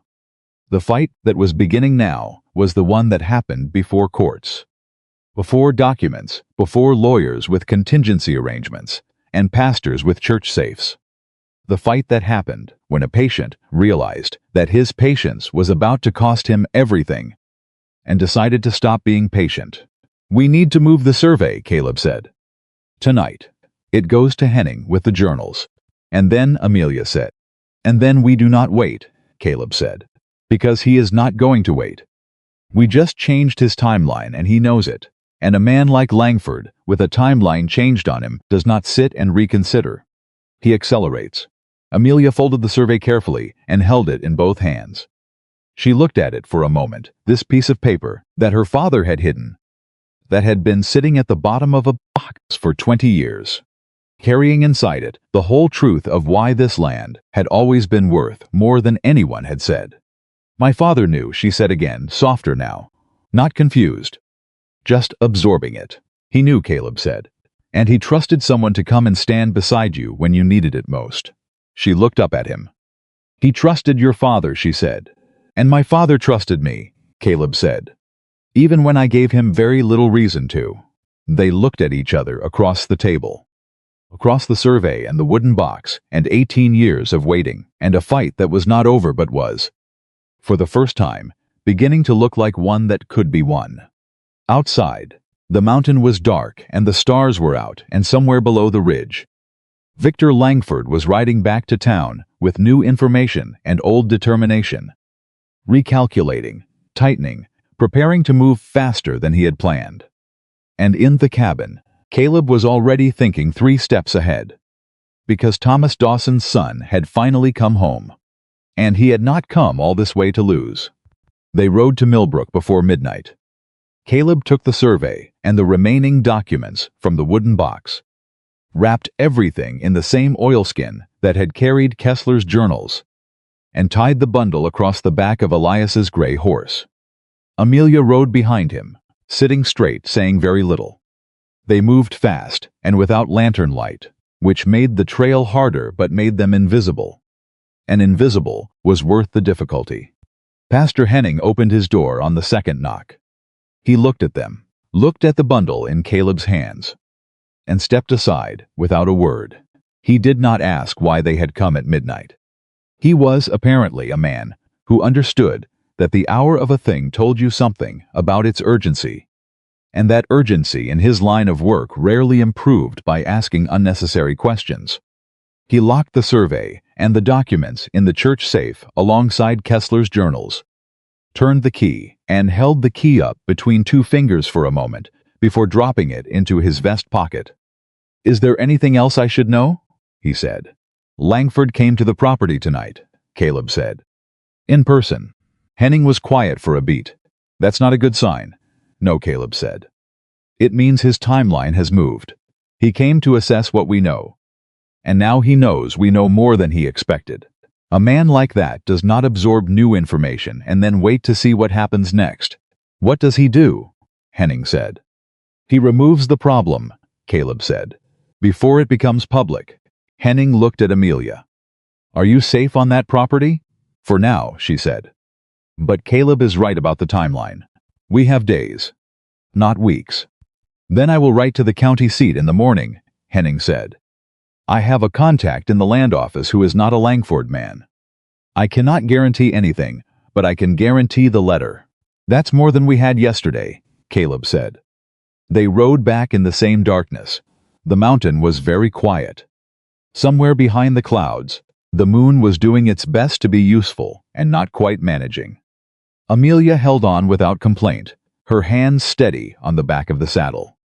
When they reached the cabin, and Caleb had put the horse in the lean-to that passed for a stable, Amelia stood in the doorway and looked at him with the expression she had when she was thinking about something she had not yet decided to say.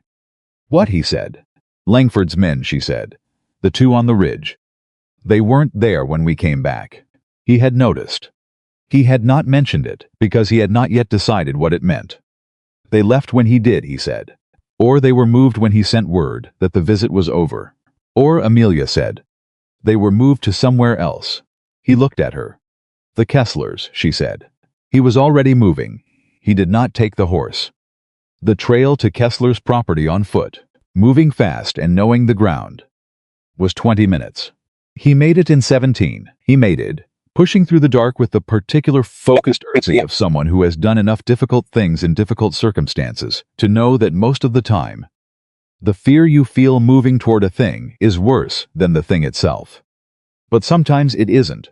Sometimes the urgency in your chest is accurate information. The light was wrong at the Kessler cabin. There was too much of it. A lantern burning bright, and without the soft, settled quality of an evening lamp. The kind of light that has been lit fast in response to something.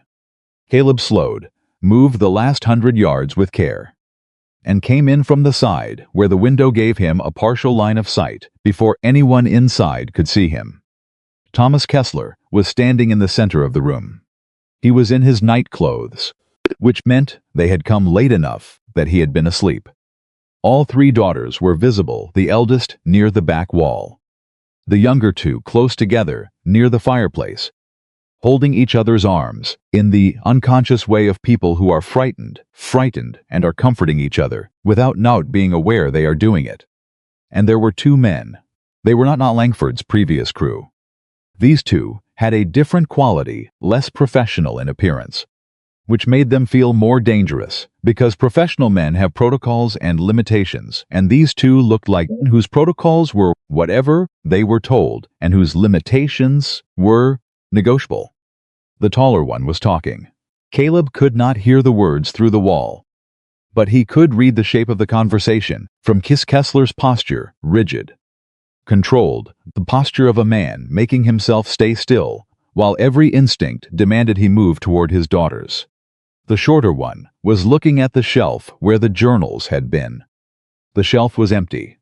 Caleb felt the cold precision of that detail settle into him. They had come for the journals. They had come to take back the evidence before it could be used. And they had found an empty shelf, which meant they were now asking Kessler where the journals were. Which meant Kessler was deciding, right now, in his night clothes, with his daughters watching, how much he was willing to endure before he answered. Caleb did not hesitate. He walked to the front door and knocked on it with 3 hard, deliberate knocks, not frantic, not tentative. The knock of a neighbor who has every reason to be here and no reason to be subtle about it. Silence inside. Movement. Then the door opened, and the taller man was in the doorway, and his hand was on his sidearm. "Who are you?" the man said. "Caleb Dawson," Caleb said. "Thomas Kessler is my neighbor." I saw the light. He looked past the man's shoulder into the room. Let his eyes go to Kessler. "Thomas, you all right?" Kessler's expression was extraordinary, a man simultaneously communicating relief, warning and gratitude in a single look. "Fine," he said. "These men are just passing through. Stopped directions for Decnans at midnight," Caleb said. He looked at the tall man in the doorway. "Unusual time to be looking for directions. We got turned around," the tall man said. His voice was flat. His hand had not moved from his sidearm. "Easy to do on this ridge at night," Caleb said pleasantly. "Where are you headed?" The man looked at him. The look contained a clear assessment and a clearer message, which was that he had read Caleb correctly and was deciding whether the calculation still worked in his favor. "Leadville," the man said. "Wrong direction," Caleb said. "You want to go south, not east. Follow the main trail down the first ridge. Then bear right at the broken pine. You can't miss it." He paused. "Long ride at this hour. You should get moving." The tall man and the shorter man exchanged a look. Something passed between them that was not words but was a full conversation. Then the tall man stepped back from the doorway, moved past Caleb without quite making contact, and walked to where their horses were tied. The shorter one followed. Caleb stood in the doorway and watched them go. He did not turn his back to them until the sound of the horses faded entirely into the dark. Then he stepped inside and closed the door. Kessler's eldest daughter made a sound that was somewhere between a breath and a sob and immediately controlled it, pressing her hand to her mouth, straightening her shoulders. The younger two were still holding each other. Kessler himself stood where he had been standing. He breathed once, deeply through his nose. Then he looked at Caleb. "The journals," he said. "They knew about the journals." "Yes," Caleb said. "How?" "Someone told them," Caleb said. "Or they were watching when you made the copies and drew their own conclusions." Kessler's jaw tightened. "They wanted to know where the copies were," the tall one kept saying. It was a simple question, and there was no reason for things to become complicated. "Those words exactly," Caleb said. "Those words exactly." Kessler looked at his daughters. "My youngest started crying. She's 12. She couldn't help it." His voice dropped to something very quiet. That was the moment I came closest to telling them. But you didn't, Caleb said. No, a long pause. I am very tired of being afraid, I know, Caleb said. Elias Pruitt said the same thing to me 3 days ago. Kessler looked at him sharply. Elias spoke to you? He's agreed to testify, Caleb said. About the surveyor. About Kessler's well. He watched Kessler's face process this. You are not as alone as you have been made to feel. Thomas. Kessler sat down heavily in his chair. He put his face in his hands for a moment, not weeping. Just a man taking a second to hold himself together before he continued. Then he took his hands away and looked up. What do we do now? He said. Tonight, nothing, Caleb said. Tonight you bar your door and you keep a lamp burning, and you don't open it for anyone you don't recognize. In the morning, you bring your daughters to Millbrook, to Pastor Hennings. They stay there until this is resolved. My daughters are not going to want, he began. Ask them, Caleb said quietly. Kessler looked at his eldest. She was 17, composed now, her hand no longer over her mouth. She looked back at her father with the particular steady look of a young person who has just moved from child to something older without choosing the moment of that transition. Papa, she said, we'll go. The two younger ones nodded without speaking. Kessler looked at his daughters for a long moment. What moved through his face was something Caleb recognized: a father looking at the people he would walk through fire for, realizing that the only way to protect them was to trust someone else. That was perhaps the hardest kind of trust there was. All right, Kessler said. He looked at Caleb. And the case? The court? Marsh is ready, Caleb said. He's filing the initial documents this week. The deed copy, the covenant, the correlation between Langford's activity and the documented changes to the water table. When the journals are submitted alongside Greer's testimony and Elias's statement, he stopped. He said it plainly. We have enough to win, Thomas. We have enough.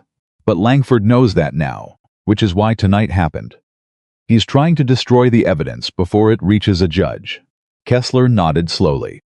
Then we make sure it reaches a judge before he can stop it. Yes, Caleb said. Exactly that.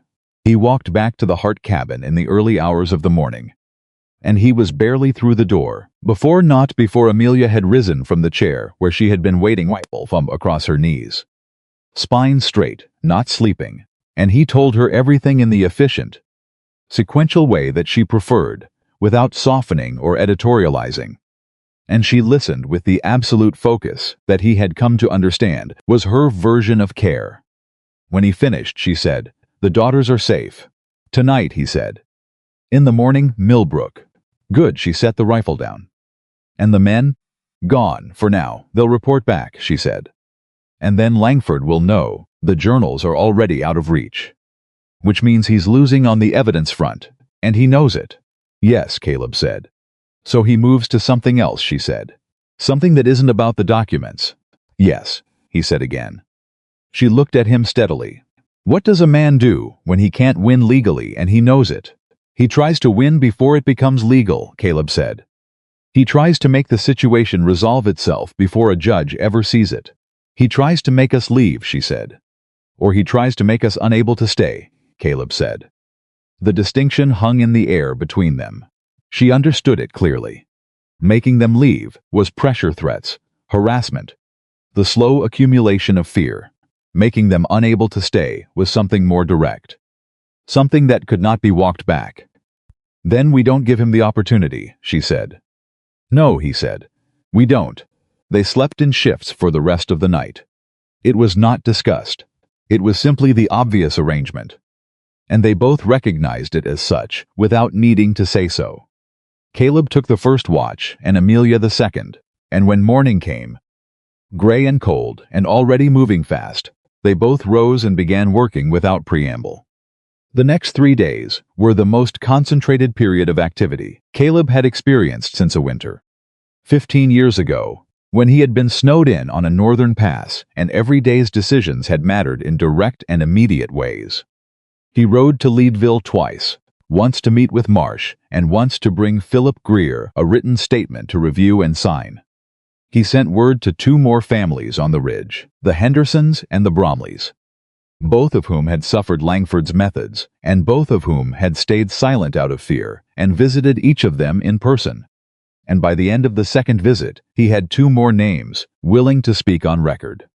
Amelia worked simultaneously, going through every remaining document in her father's papers, with new eyes, now that they understood the full significance of the water survey.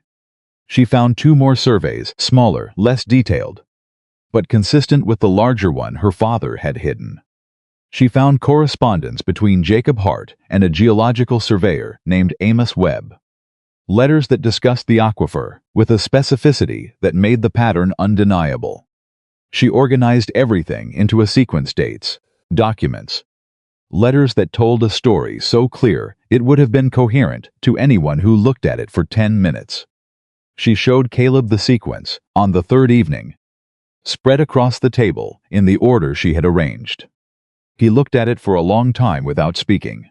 "Your father was a thorough man," he said finally. "He knew what he had," she said. "He knew someone would come for it eventually. He spent years making sure that when they did, the truth would be right here waiting." She paused. "He just didn't know how long the waiting would be. He left this for you," Caleb said. "Not for a lawyer, not for a court, for you to find." Amelia was quiet. "He trusted you," Caleb said. "He trusted that I wouldn't leave," she said. "Same thing," Caleb said. She looked at him. It was a brief look, not long. The next 3 days, but it had depth, the kind of look that happens between people who have been through difficult things together and have arrived at a point where the words are fewer and the understanding is more. On the 4th day, Marsh came to the property. He rode up in the late morning, alone, which Caleb had instructed him to do because a lawyer arriving with others drew attention. And attention right now was something to be managed carefully. He tied his horse at the lean-to and came to the door. And when Amelia opened it, he took off his hat and introduced himself with a formality that managed not to feel stiff. "Miss Hart," he said, "I've reviewed all the material. The documents Mr. Dawson brought to me, the signed statements, Greer's testimony." He came inside. He sat at the table and put his leather case on it. "I filed a motion in the county court yesterday." Amelia looked at Caleb. "I didn't tell you, because I wanted to wait until it was done," Caleb said. "Telling you before it was filed meant you'd spend 2 days worrying about whether something would interrupt it." She considered this for a moment. "You were right," she said. Then to Marsh, "What does the motion say?" "It challenges Langford's counterclaim on 3 grounds," Marsh said. He had a quality of economy in the way he talked, no wasted words. "Everything load-bearing. First, the deed is legitimate and provably filed, which destroys the primary basis of the counterclaim. Second, the geological survey demonstrates that the stream and its aquifer are integral to the properties of 17 families, which elevates this from a property dispute to a public resource dispute, a significantly different legal category. Third, and this is the one that will hurt him most." He paused and reached into his case. He pulled out a document and set it on the table. "I engaged an investigator in Denver. Very quiet, very competent. He found something." Caleb looked at the document. "Victor Langford," Marsh said, "applied for a state water rights certificate 14 months ago. He applied for it under a subsidiary company name, not Langford directly. The application claims ownership of the mountain stream and all subsurface water rights connected to it, based on his counterclaim to the Hart property. He was applying for water rights," Amelia said slowly, "before he even completed the land acquisition. He was applying for water rights," Marsh said, "that he intended to then sell to a cattle consortium in Denver. There are 3 letters between Langford and this consortium. My investigator obtained copies through a contact in the consortium's own legal office that outline the transaction explicitly. Langford was going to sell the water rights for $40,000. The room went completely still. $40,000. Amelia put her hand flat on the table. She did not say anything. She looked at the document, and she looked at Caleb, and then she looked out the window at the mountain she had been defending for 7.5 months. This mountain that everyone had told her was isolated and difficult and worth very little. And something moved through her expression that was not quite pain and not quite relief, but was in the territory between them, where the understanding of a long injustice finally arrives with its full weight attached. He was never interested in the land, Caleb said. Never, Marsh confirmed. The land was the vehicle. The water was the destination. $40,000 to a cattle consortium, plus ongoing fees for managed water access. The families on this ridge were in his calculation simply obstacles to be removed as efficiently as possible. Caleb looked at Marsh. This changes the legal nature of the case. Significantly, Marsh said. It is no longer a property dispute. It is fraud. It is conspiracy. It is interference with public water resources, and it is documented with his own correspondence. Marsh allowed himself a brief, controlled satisfaction. He left a paper trail because he was certain he would never be challenged by anyone with the resources to find it.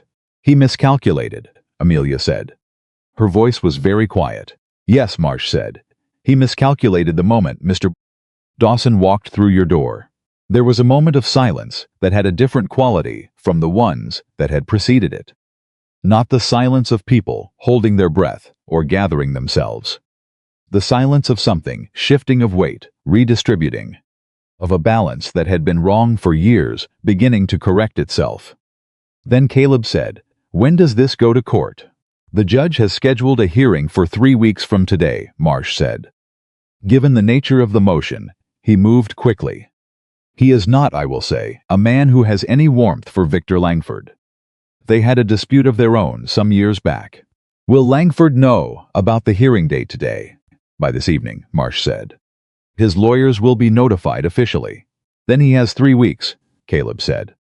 3 weeks, in which he knows that everything is in a lawyer's hands and a judge's calendar, and he cannot destroy the evidence 'cause it's already submitted.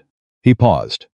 Which means his only remaining options are to intimidate the witnesses, or to disappear. "Men like Langford don't disappear," Amelia said. "No," Caleb agreed. "They escalate." Marsh looked between them. "I want to be clear," he said, "that from this point forward, any action taken against you or your witnesses is also a criminal matter. I have already filed a protective notice with the county sheriff."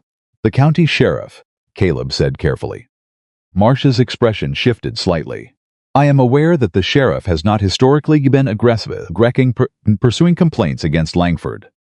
I filed the protective notice because it creates a legal record, not because I expect him to act on it." He paused. "However, I also filed a duplicate notice with the Territorial Marshal's office in Denver. That office is considerably less accommodating of influential men who prefer to conduct their business without oversight." Caleb looked at him. This young, rumpled lawyer who worked more hours than he was paid for and had taken this case on a contingency because he had failed a family once and carried it. "You've been planning this for a while," he said. "Since the day you walked into my office," Marsh said simply. "Some cases you know from the first 10 minutes." He rode back to Leadville by noon. Caleb and Amelia stood outside the cabin and watched him go. And then they stood there for a moment longer, not because there was anything left to watch, but because neither of them had quite processed the fact that the thing they had been building carefully, urgently, day by day, had just become real in the most official way it could become real. 3 weeks, Amelia said. 3 weeks, Caleb said. "He'll come before then," she said. "Not legally, not officially. But he'll come." "Yes," Caleb said. "He will, and we'll be here," she said. It was not a question. "We'll be here," he said. She looked at him with those direct eyes. There was something in them that had been building for days, accumulating with each thing they had done together, with each decision made, and each mile ridden, and each difficult conversation handled, and each night spent in the same cabin, taking turns staying awake so the other could rest. Something that was not romance in the soft, uncomplicated sense, but was something deeper and more durable, the specific thing that between people who have faced something real together and have not turned away from each other in the facing of it. "Caleb," she said, "why did your father say, in the letter, that you deserve to stop running long enough to find out who you are?" He was quiet for a moment. The question had the particular quality of one that has been held for a while before being asked. She had been carrying it since the morning he read the letter, waiting for the right moment, which apparently was this one. "Because I had been running for a long time," he said. "From what?" she said. He looked at the mountain, at the sky above it, deep blue and specific in the way of autumn skies at altitude. He thought about his daughter.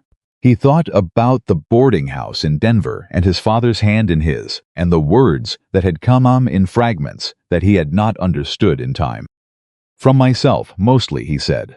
"From the version of myself that failed the people I was supposed to stay for." Amelia was quiet. "I had a daughter," he said.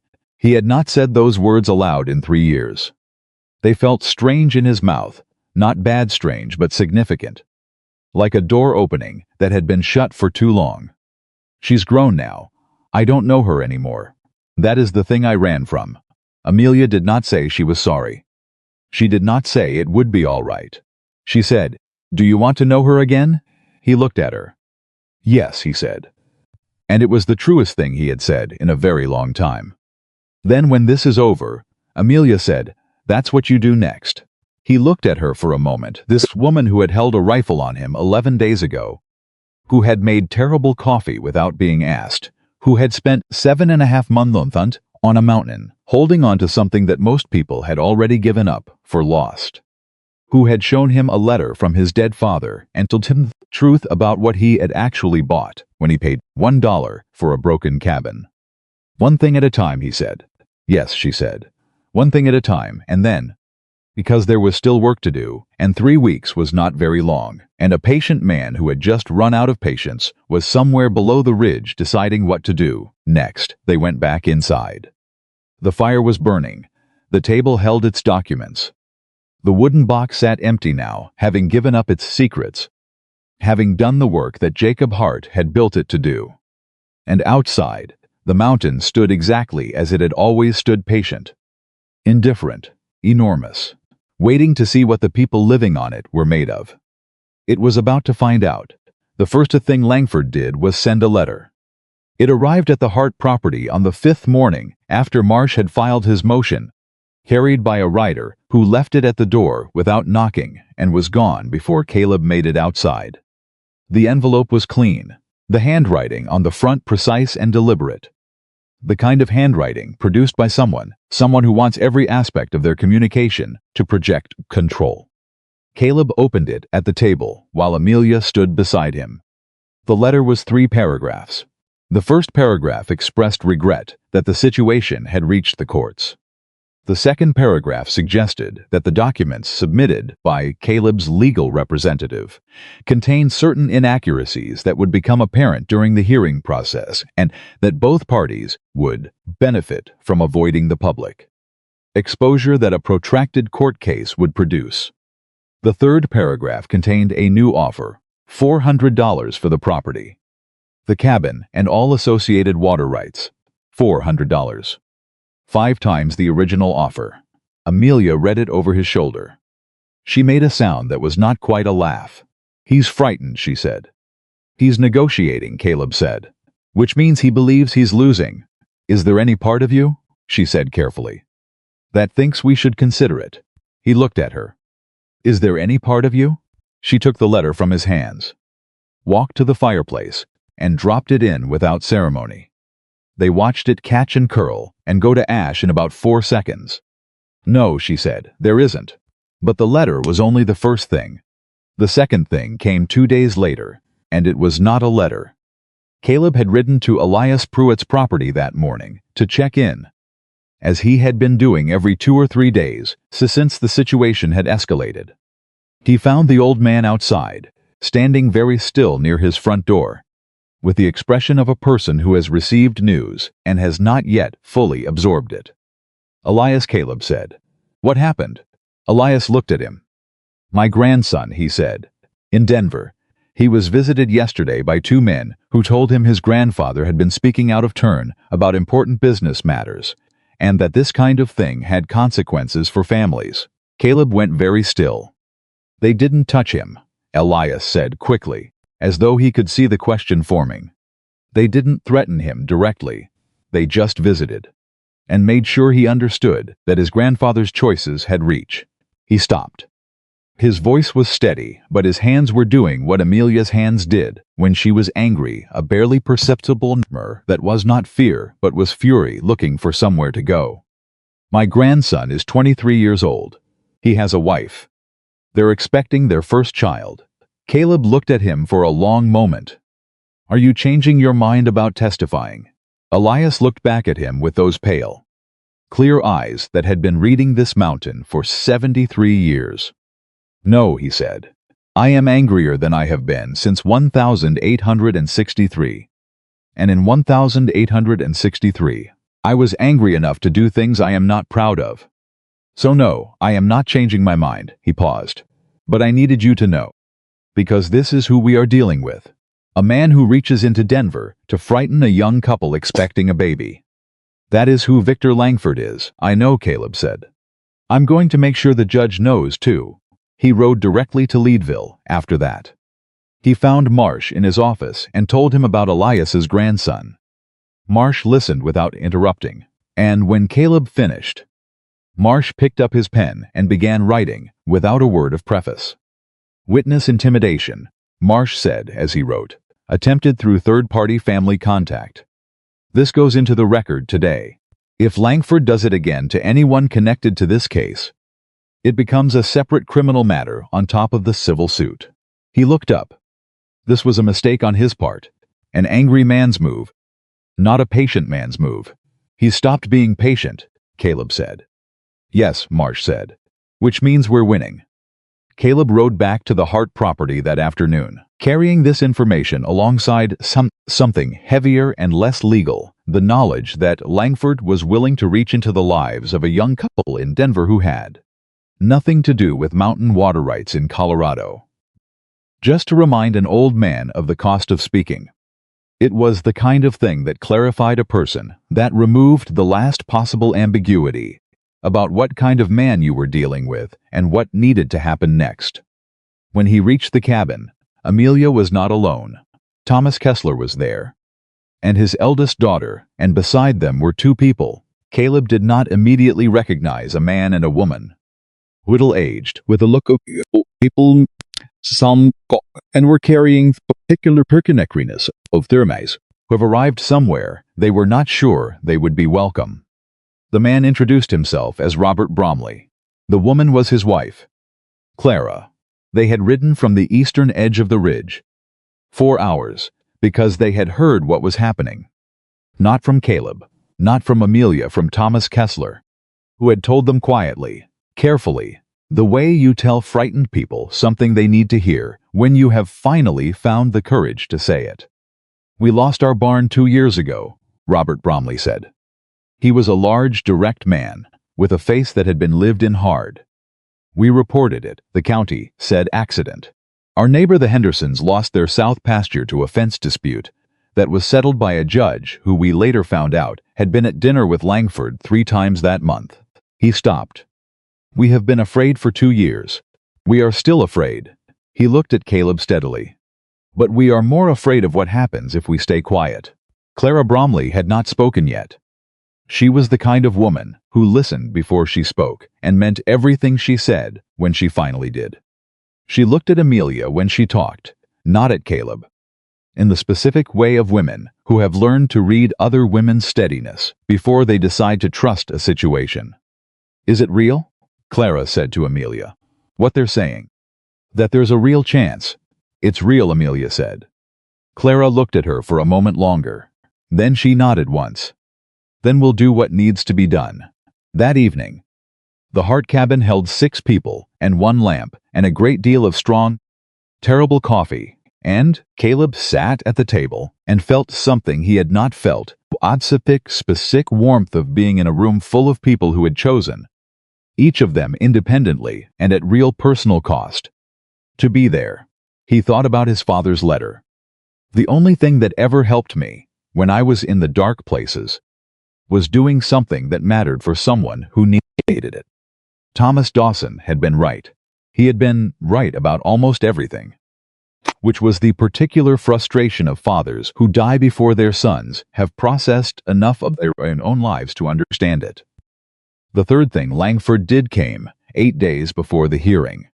Caleb woke to the sound of Amelia's voice, sharp and close, and he was on his feet before he was fully awake, years of wilderness, living bypassing the slow machinery of a normal morning.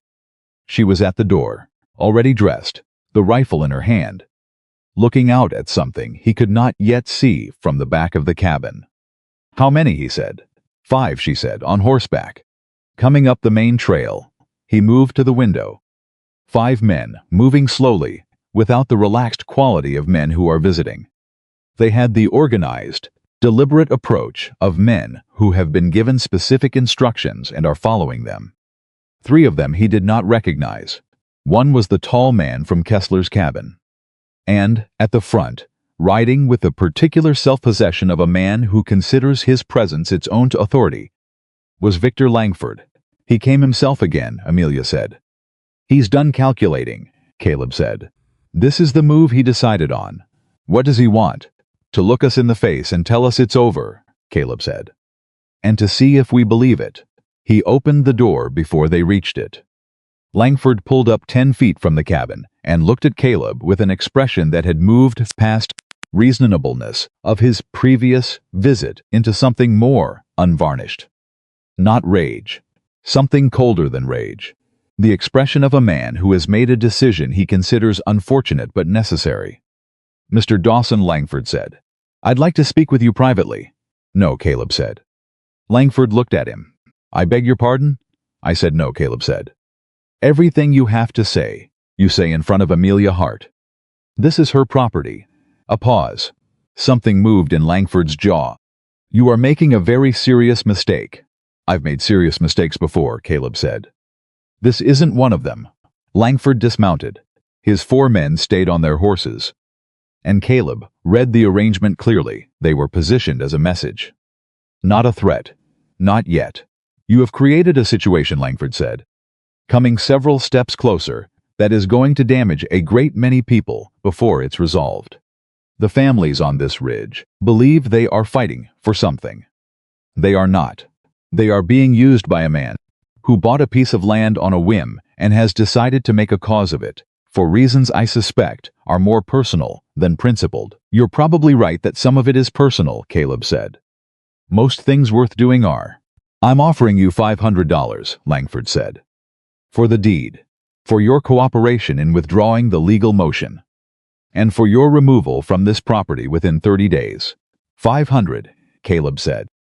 "It's a generous offer for a broken-down cabin and a piece of isolated land. It's a fraction of the 40,000 you were planning to sell the water rights for," Caleb said. The silence that followed was the loudest thing Caleb had heard in weeks. Langford's face did not collapse. Men like him did not collapse. But something behind it shifted with such totality that the face above it looked, for just a moment, like a structure whose foundation has just been removed. He recovered quickly, impressively quickly, but not quickly enough. "I don't know what you think you." "The letters to the cattle consortium in Denver," Caleb said. "Your subsidiary company's water rights application. The surveyor you sent to document the aquifer under false pretenses. Elias Pruitt's statement about what he told that surveyor and where he saw him next. Thomas Kessler's journal documenting the timeline of changes to his water supply." He paused. "Let each item settle. Daniel Marsh has all of it. It was submitted to the court 11 days ago. It is no longer something you can reach." Langford was very still. "And your visit to Elias Pruitt's grandson in Denver," Caleb said. "That's in the record, too." Something finally moved in Langford's face. It was not quite what Caleb had expected. He had expected anger, or a return to cold calculation, or a final offer. What he saw instead was something more complicated, the expression of a man who has just understood, fully and completely, that he has lost. Not the legal case. Not the property. Something larger than that. The narrative. The story of what happened here. And men like Langford, Caleb understood in that moment, were not only interested in winning. They were interested in the version of events that history would carry. "You should have stayed disappeared," Langford said quietly. It was almost not a threat. It was almost just an observation. "Probably," Caleb said. "But I didn't." Langford looked at the cabin. At Amelia, standing in the doorway with the rifle relaxed at her side. At the mountain around them, the ridge, the trees, the thin line of the stream visible in the distance. Cutting through the land that he had wanted and planned for and maneuvered toward for 3 years. Then he turned and walked back to his horse. At the edge of the clearing, he stopped with his back still to them. He did not turn around. "The court will have its say," he said. "Whatever happens there, happens." Then he rode away. His 4 men followed. And the sound of the horses went down the mountain trail and diminished and disappeared. And the mountain was quiet again. In the particular way, it was quiet when something that had been present for a long time finally left. Amelia let out a breath. "That's it," she said. "He just leaves?" "He's not done," Caleb said. "But the part where he believed he could stop us, that part is done." She looked at him for a long moment. Then she did something he had not seen her do in the 3 weeks since he had walked through her door. She laughed. Not a performed laugh, not a polite one, a real, brief, slightly startled laugh. The kind that escapes from a person when relief arrives faster than they were prepared for. "Come inside," she said. "The coffee is terrible." "I know," he said. And he followed her in. The hearing was on a Thursday. Caleb rode to the county seat with Amelia, Philip Greer, Elias Pruitt, who had organized himself for the occasion with the serious precision of a man who understands the weight of where he is going, and Thomas Kessler, who had left his daughters in Millbrook with Pastor Henning and had ridden the morning trail with a jaw set in the particular way of a man who has finally decided that the only thing worse than the fight is not having it. The Bromleys came separately, Robert riding and Clara beside him, both of them dressed in their best, which was not much but was everything they had, which was the kind of thing that told you everything about what this day meant to them. The courtroom was a plain room in a plain building, with a judge named Harold Wicks who had the look of a man who had been listening to disputes over land and water for 20 years and had arrived at a particular focused impatience with people who wasted his time. He had a sharp face and small eyes behind wire spectacles, and those eyes moved over the assembled parties with the speed of someone who has already read everything submitted and is now comparing it to the human beings in front of him. Langford was there with 2 lawyers, both of them polished, both of them from Denver, both of them radiating the particular expensive confidence of men who are paid to never look uncertain. Marsh sat at the other table, alone, because that was all the table had room for. He had a single leather case and the composed expression of a man who has done the work and trusts the work. Caleb sat behind him, Amelia beside him, the others ranged behind them in the sparse benches. The hearing lasted 4 hours. Caleb had expected it to feel more dramatic.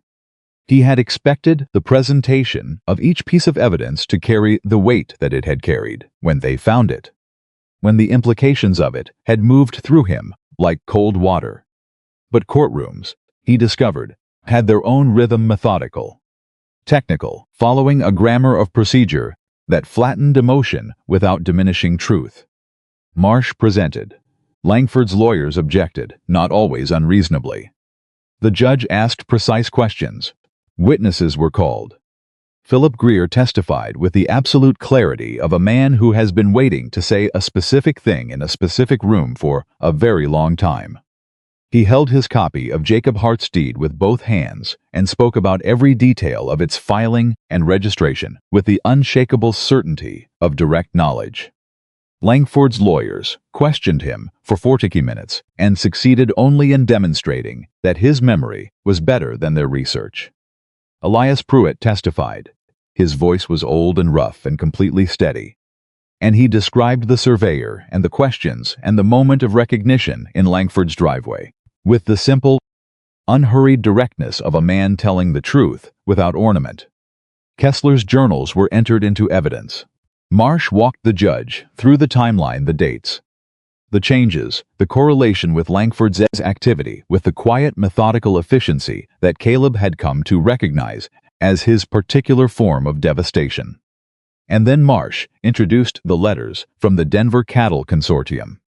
Langford's senior lawyer objected immediately, loudly, with the specific energy of a man who knows that the object he is trying to keep behind a closed door is already open. Judge Wicks looked at him over his spectacles. "Overruled," he said, in the tone of a man who does not enjoy repeating himself. The letters were read into the record. $40,000. The subsidiary company. The water rights application. The explicit outline of a transaction predicated on the acquisition of land that Langford had not legally owned and had obtained the claim to through documented fraud. The second of Langford's lawyers stopped taking notes partway through. Caleb watched Langford during this. The man was controlled. He sat straight and looked forward and gave almost nothing away. But his hands, folded on the table in front of him, pressed slightly harder against each other as each letter was read. A small thing. The kind of thing you only noticed if you were looking for it. He was looking for it. When Marsh finished, the room was quiet in a way that felt different from the quiet of ordinary waiting. It felt like the quiet after something has been decided, but before it has been officially said. Judge Wicks spent 45 minutes in his chambers. Those 45 minutes were the longest in the room. Caleb sat with his hands on his knees and did not speak. Amelia sat beside him, with her spine straight and her eyes forward and her hands folded in her lap. Still, Kessler was behind them, and Caleb could hear the man breathing slow, controlled, the breathing of someone managing the specific anxiety of someone who has given everything to a moment and is now waiting to learn what the moment does with it. The judge returned. He sat. He placed his papers in front of him. He looked out at the room over his spectacles. "I have reviewed the submitted evidence in its entirety," he said. "I will be brief, because I believe brevity serves this court better than elaboration when the situation is clear." He paused. "The counterclaim filed against the Hart property deed is dismissed. The deed, as recorded by Philip Greer in his official capacity in November of 1868, is legitimate, properly filed, and legally sound. There is no basis for the counterclaim beyond assertion, and assertion without evidence is not a legal instrument." Langford's senior lawyer began to speak. "I am not finished," the judge said, without raising his voice. The lawyer stopped. "In addition, the evidence presented regarding interference with subsurface water resources, specifically the documented diversion of underground water flow serving multiple properties on this ridge, constitutes a matter of public resource interference that I am referring to the Territorial Attorney General's office for investigation. The letters regarding the water rights application and the Cattle Consortium transaction will accompany that referral." He looked directly at Langford. "Mr. Langford, I would encourage you, in the strongest possible terms, to retain counsel for that proceeding as well. You will need it." He stood. The room stood. "This hearing is concluded," he said. The sound that came from the bench behind Caleb was not dramatic. It was Clara Bromley, who had pressed both hands over her mouth, and Robert beside her with his arm around her shoulders, and Thomas Kessler with his head bowed and his eyes closed for a single long moment before he raised them again. Elias Pruitt sat very straight and looked at the ceiling briefly, the way a man looks when he is deciding what to do with something he has been carrying for a long time and has just been told he can set down. Amelia did not move for a moment. Then she turned to Caleb. Her eyes were bright. Not crying, she was not the kind of woman who cried in public, and she would not have wanted to, even if she had been. But there was something in her expression that had not been in there before, something that had arrived with the judge's words and was still settling in, still becoming real. "It's over," she said. "The hearing is over," Caleb said. "The rest takes time." "I know," she said. "But the part where we were losing, that part is over." He looked at her. "Yes," he said. "That part is over." Outside the courthouse, the families gathered in the thin autumn light. They did not make speeches. They did not celebrate loudly, because these were not people who celebrated loudly. They were people who had worked too hard and lost too much, and waited too long for loud celebration to feel appropriate. But there was something among them, moving from handshake to handshake. From one set of eyes to another, something warm and specific and real. The particular relief of people who have been afraid for a long time and have just been told, officially, by a man with authority, that they were right. Elias Pruett found Caleb near the edge of the group and shook his hand with the dry, firm grip of an old man who means it completely. "Your father," Elias said. He stopped, reconsidered. He would be unsurprised, he said finally. That's what he would be. He always said you'd come through when it mattered. He was more sure of that than you ever were. Caleb did not answer that, because there was no answer that didn't require more time than the moment had. Thomas Kessler shook his hand and said, "When my daughters ask me someday why we didn't leave when we should have, I'll tell them we were waiting for the right person to show up." He paused. "Thank you for showing up. You were the one who kept the journals," Caleb said. 3 years. You kept writing it down when no one was reading. That's what mattered." Kessler looked at him for a moment. Then he nodded once, the nod of a man, accepting something he has needed to hear for a long time. They rode back to the mountain in the afternoon. The two of them, Caleb and Amelia, on the gray horse and a borrowed mare. The trail familiar now, in the way that things become familiar when you have moved over them enough times that your body knows them, without your mind having to pay attention. The mountain received them the same way. It always did, without acknowledgement, without ceremony, without any particular indication that today was different from any other day. But it was different. At the cabin, Amelia stood outside for a moment before going in. She looked at the repaired section of the fence that Caleb had fixed in the second week, and the lean-to where Elias's horse still sometimes stood, and the old oak near the stream that her father had hung a rope swing on when she was 4 years old and had never taken down, and the mountains pressing in on all sides the way they always had, enormous and patient and entirely indifferent to human drama. She looked at all of it, and Caleb stood beside her and waited, because he had learned by now that she needed space to process things before she spoke, and that what came when she did speak was always worth the wait. "My father used to say," she said finally, "that land doesn't belong to the person who owns the deed. It belongs to the person who stays." "He was right," Caleb said. "He was right about a lot of things," she said. "He was wrong about one." "What was he wrong about?" "He thought I'd have to fight this alone," she said. "He prepared me to fight it alone. He taught me to be strong enough to do it without anyone." She paused. "But I didn't have to." Caleb looked at her. "No," he said. "You didn't." She turned to him then, and she looked at him directly the way she always did, without performance, without anything between her expression and its meaning. "When this is fully resolved," she said, "the Attorney General's investigation, the legal follow-through, all of it, what are you going to do?" He had thought about this.